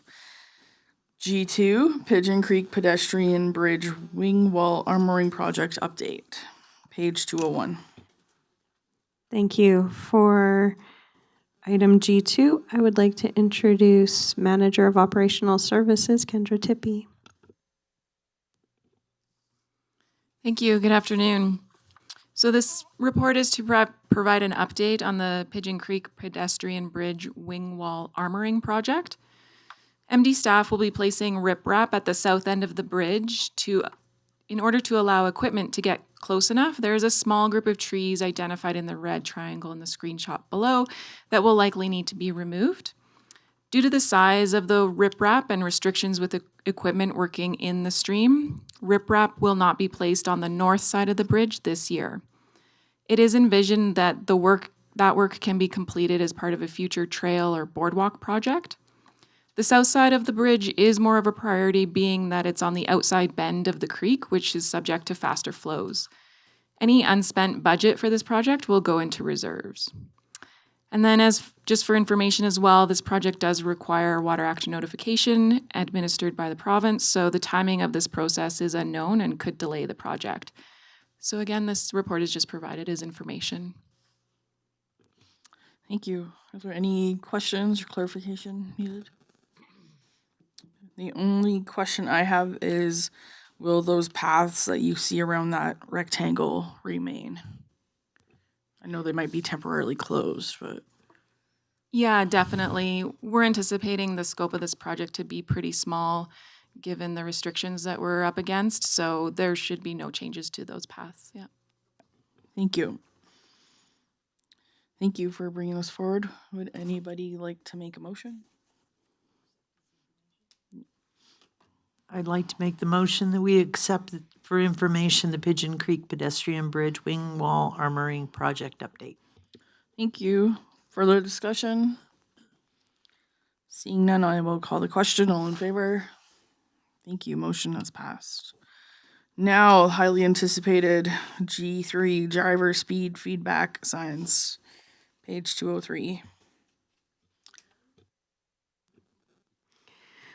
I would like to introduce Ms. Tippy again for this presentation. Thank you. So at the June GPC meeting, administration received feedback regarding the location of the 5 driver feedback signs that we would like to install on MD roads. So the feedback that administration received included revising the location of the signs in Deadman's Flats to 2nd Ave, provide an overview of the other signage that is in place along 2nd Ave to determine if the addition of the driver feedback signs would create congestion, relocate the driver feedback sign in Lac des Arcs to be in the community instead of near the highway off-ramp, relocate the eastbound Harvey Heights driver feedback sign slightly further to the west. So in consideration of the feedback, the proposed revised location of the driver feedback signs are provided in attachment 1. Administration believes that the addition of driver feedback signs on 2nd Ave and Deadman's Flats will not cause congestion. The 5 signs have been purchased and delivered, so the next step is to reach out to a contractor to provide the utility locates and installation.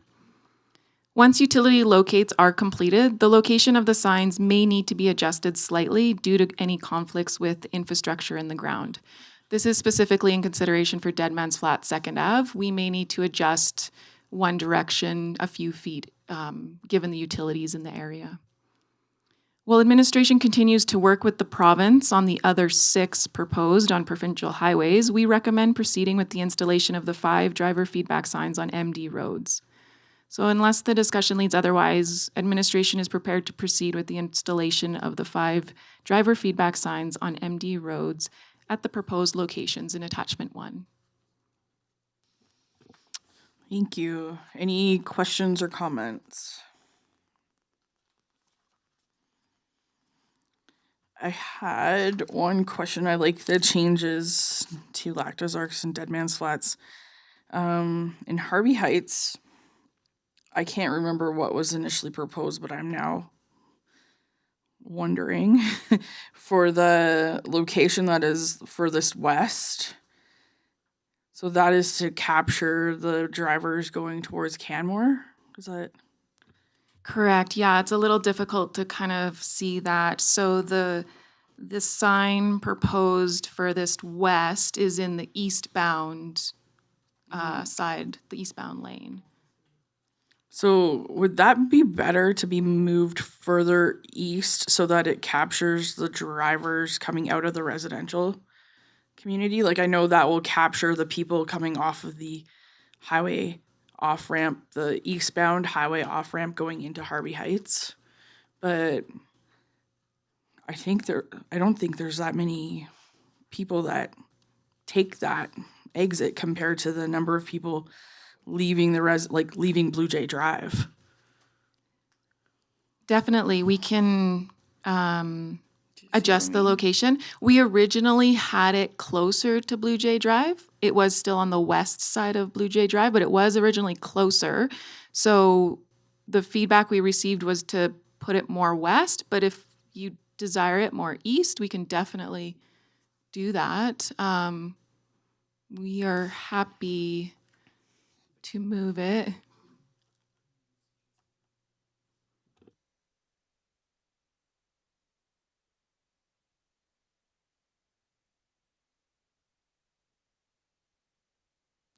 I don't know, I may have been the one that suggested moving it after in the last meeting, but maybe I got my east and west mixed up.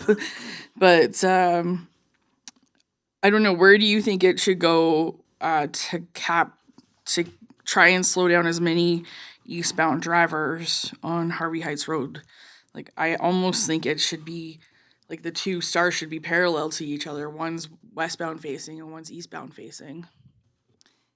if the goal is to capture people coming off of Blue Jay Drive, then yes, I would agree to position it slightly east of Blue Jay Drive. If the goal is to capture people off the highway, like we are totally flexible.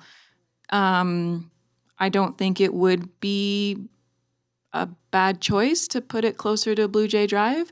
There's a stop sign at the new four-way, or the new intersection, but that is further down. So we are happy to put it closer if that's desired.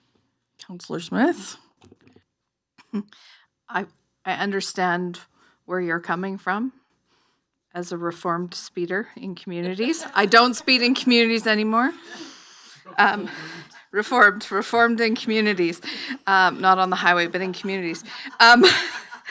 I would say that coming off that off-ramp, you are going to get people doing highway speed. You are going to get people doing significantly faster than those coming out of Blue Jay Drive who are residents or their visitors who should already be nice and slow and know what the community speed is there. And so I'm just going to give you the other edge of that knife, because people coming off the highway going to those commercial hotels might not know. If they're coming in from BC off the highway, they might not know that it drops down so significantly and they can no longer be doing 90 or 110, depending on which sign they have hit before they hit the off-ramp. Yeah, I'm not sure. It was a good point raised that there is now a new stop sign too on Harvey Heights Road that never used to be there before. So whatever. I don't oppose either location, so I was just giving you notes from a reformed speeder. Anybody else have any thoughts? Just keep it where it is, or I have no intimate knowledge and I can't add anything to this conversation. well, that wasn't helpful. That was for the record.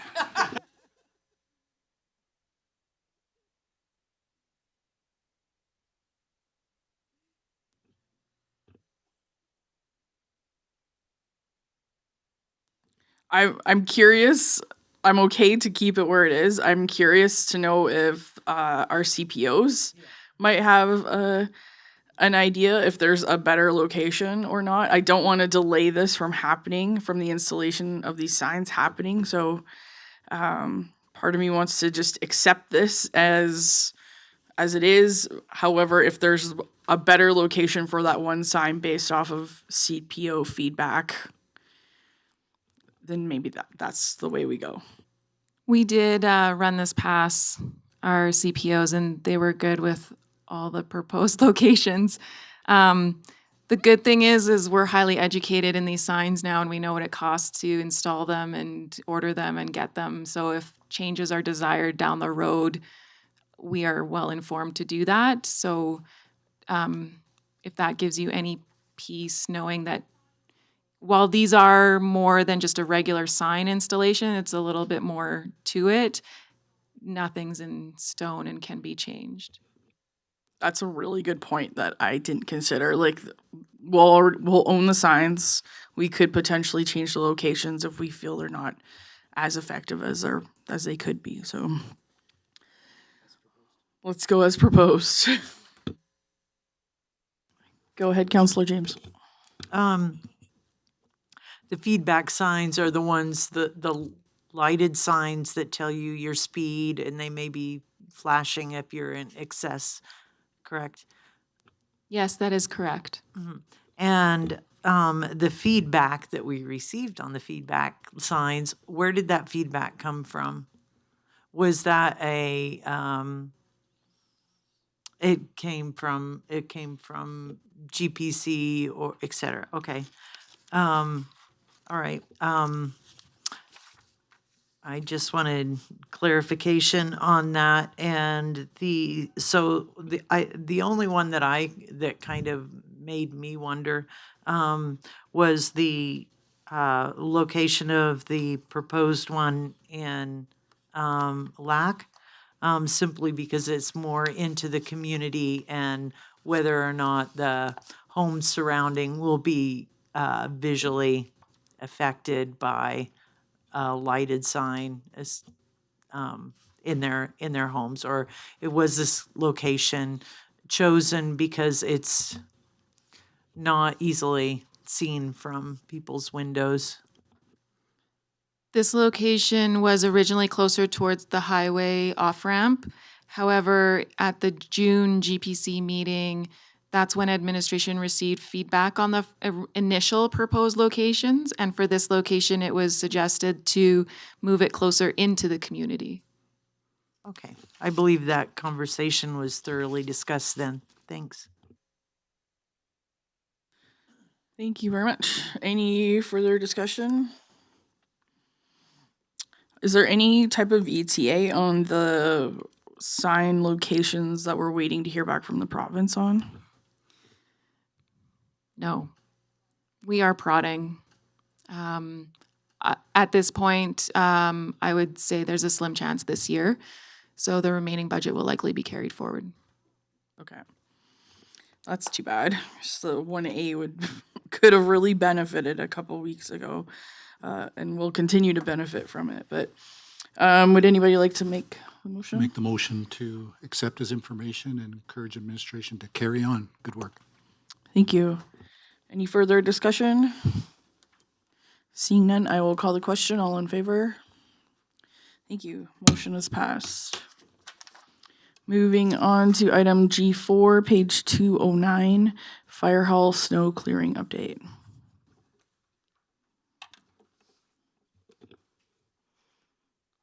I'm going to let her continue her presentations. Thank you. So discussions between operational services and community services, so I've changed to the new department name, formerly Protective Services, took place regarding snow clearing at the MD's 3 fire halls. It was confirmed that the MD's snowplow contractor has previously provided and will continue to provide snow clearing services at the MD's 3 fire halls during the week, on weekends, and holidays.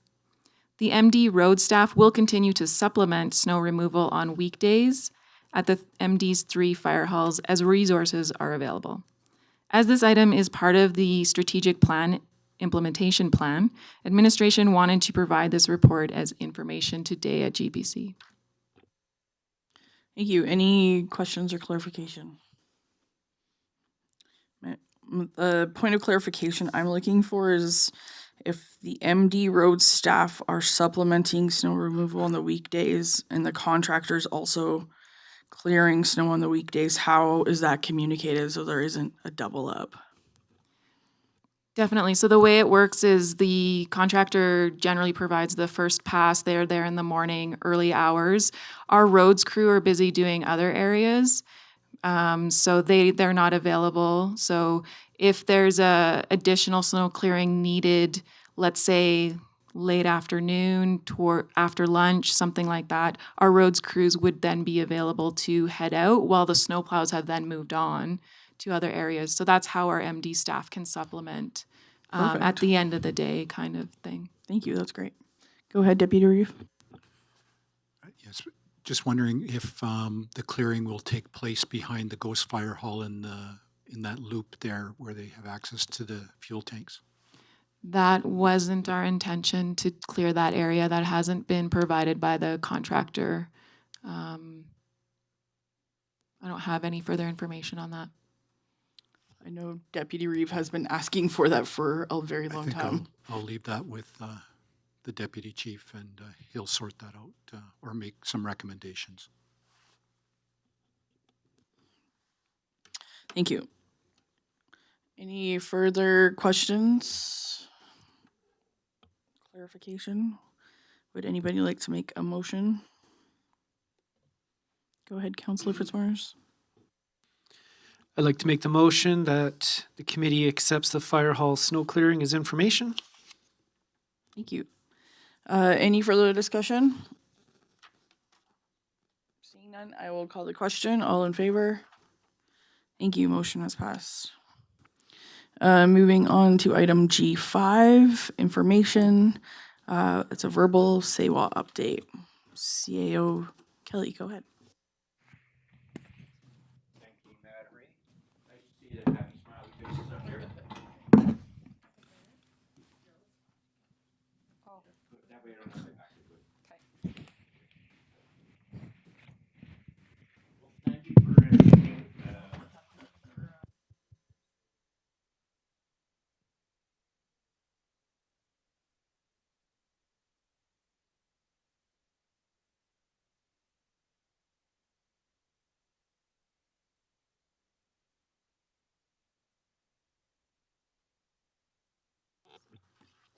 Didn't have all this fancy stuff when I was a counselor. So so it's not that fancy then. That's okay, I have a Sergeant Major's voice. So thank you very much. We've been working very hard with SAWA to ensure that there's accurate communications going to our members. It has been an ongoing struggle, but I'm sure everybody is aware that information gets lost in translation or becomes filtered to suit particular positions. And so we are doing our best to communicate directly with the decision makers and also with senior administration or executive administration. When I first started doing this, I thought, you know, I could do a lot of it in open session, and I went through it and I went, I can't, because it's all contractual in nature. It's very sensitive in nature. And so with that, I would ask Madam Reeve if you could get us into closed session. Thank you. Would somebody like to make that motion? I was going to ask for it anyway, so I'll make the motion, please. I'd like to move to in closed session. Thank you. Any discussion? Seeing none, I'll call the question. All in favor? Thank you.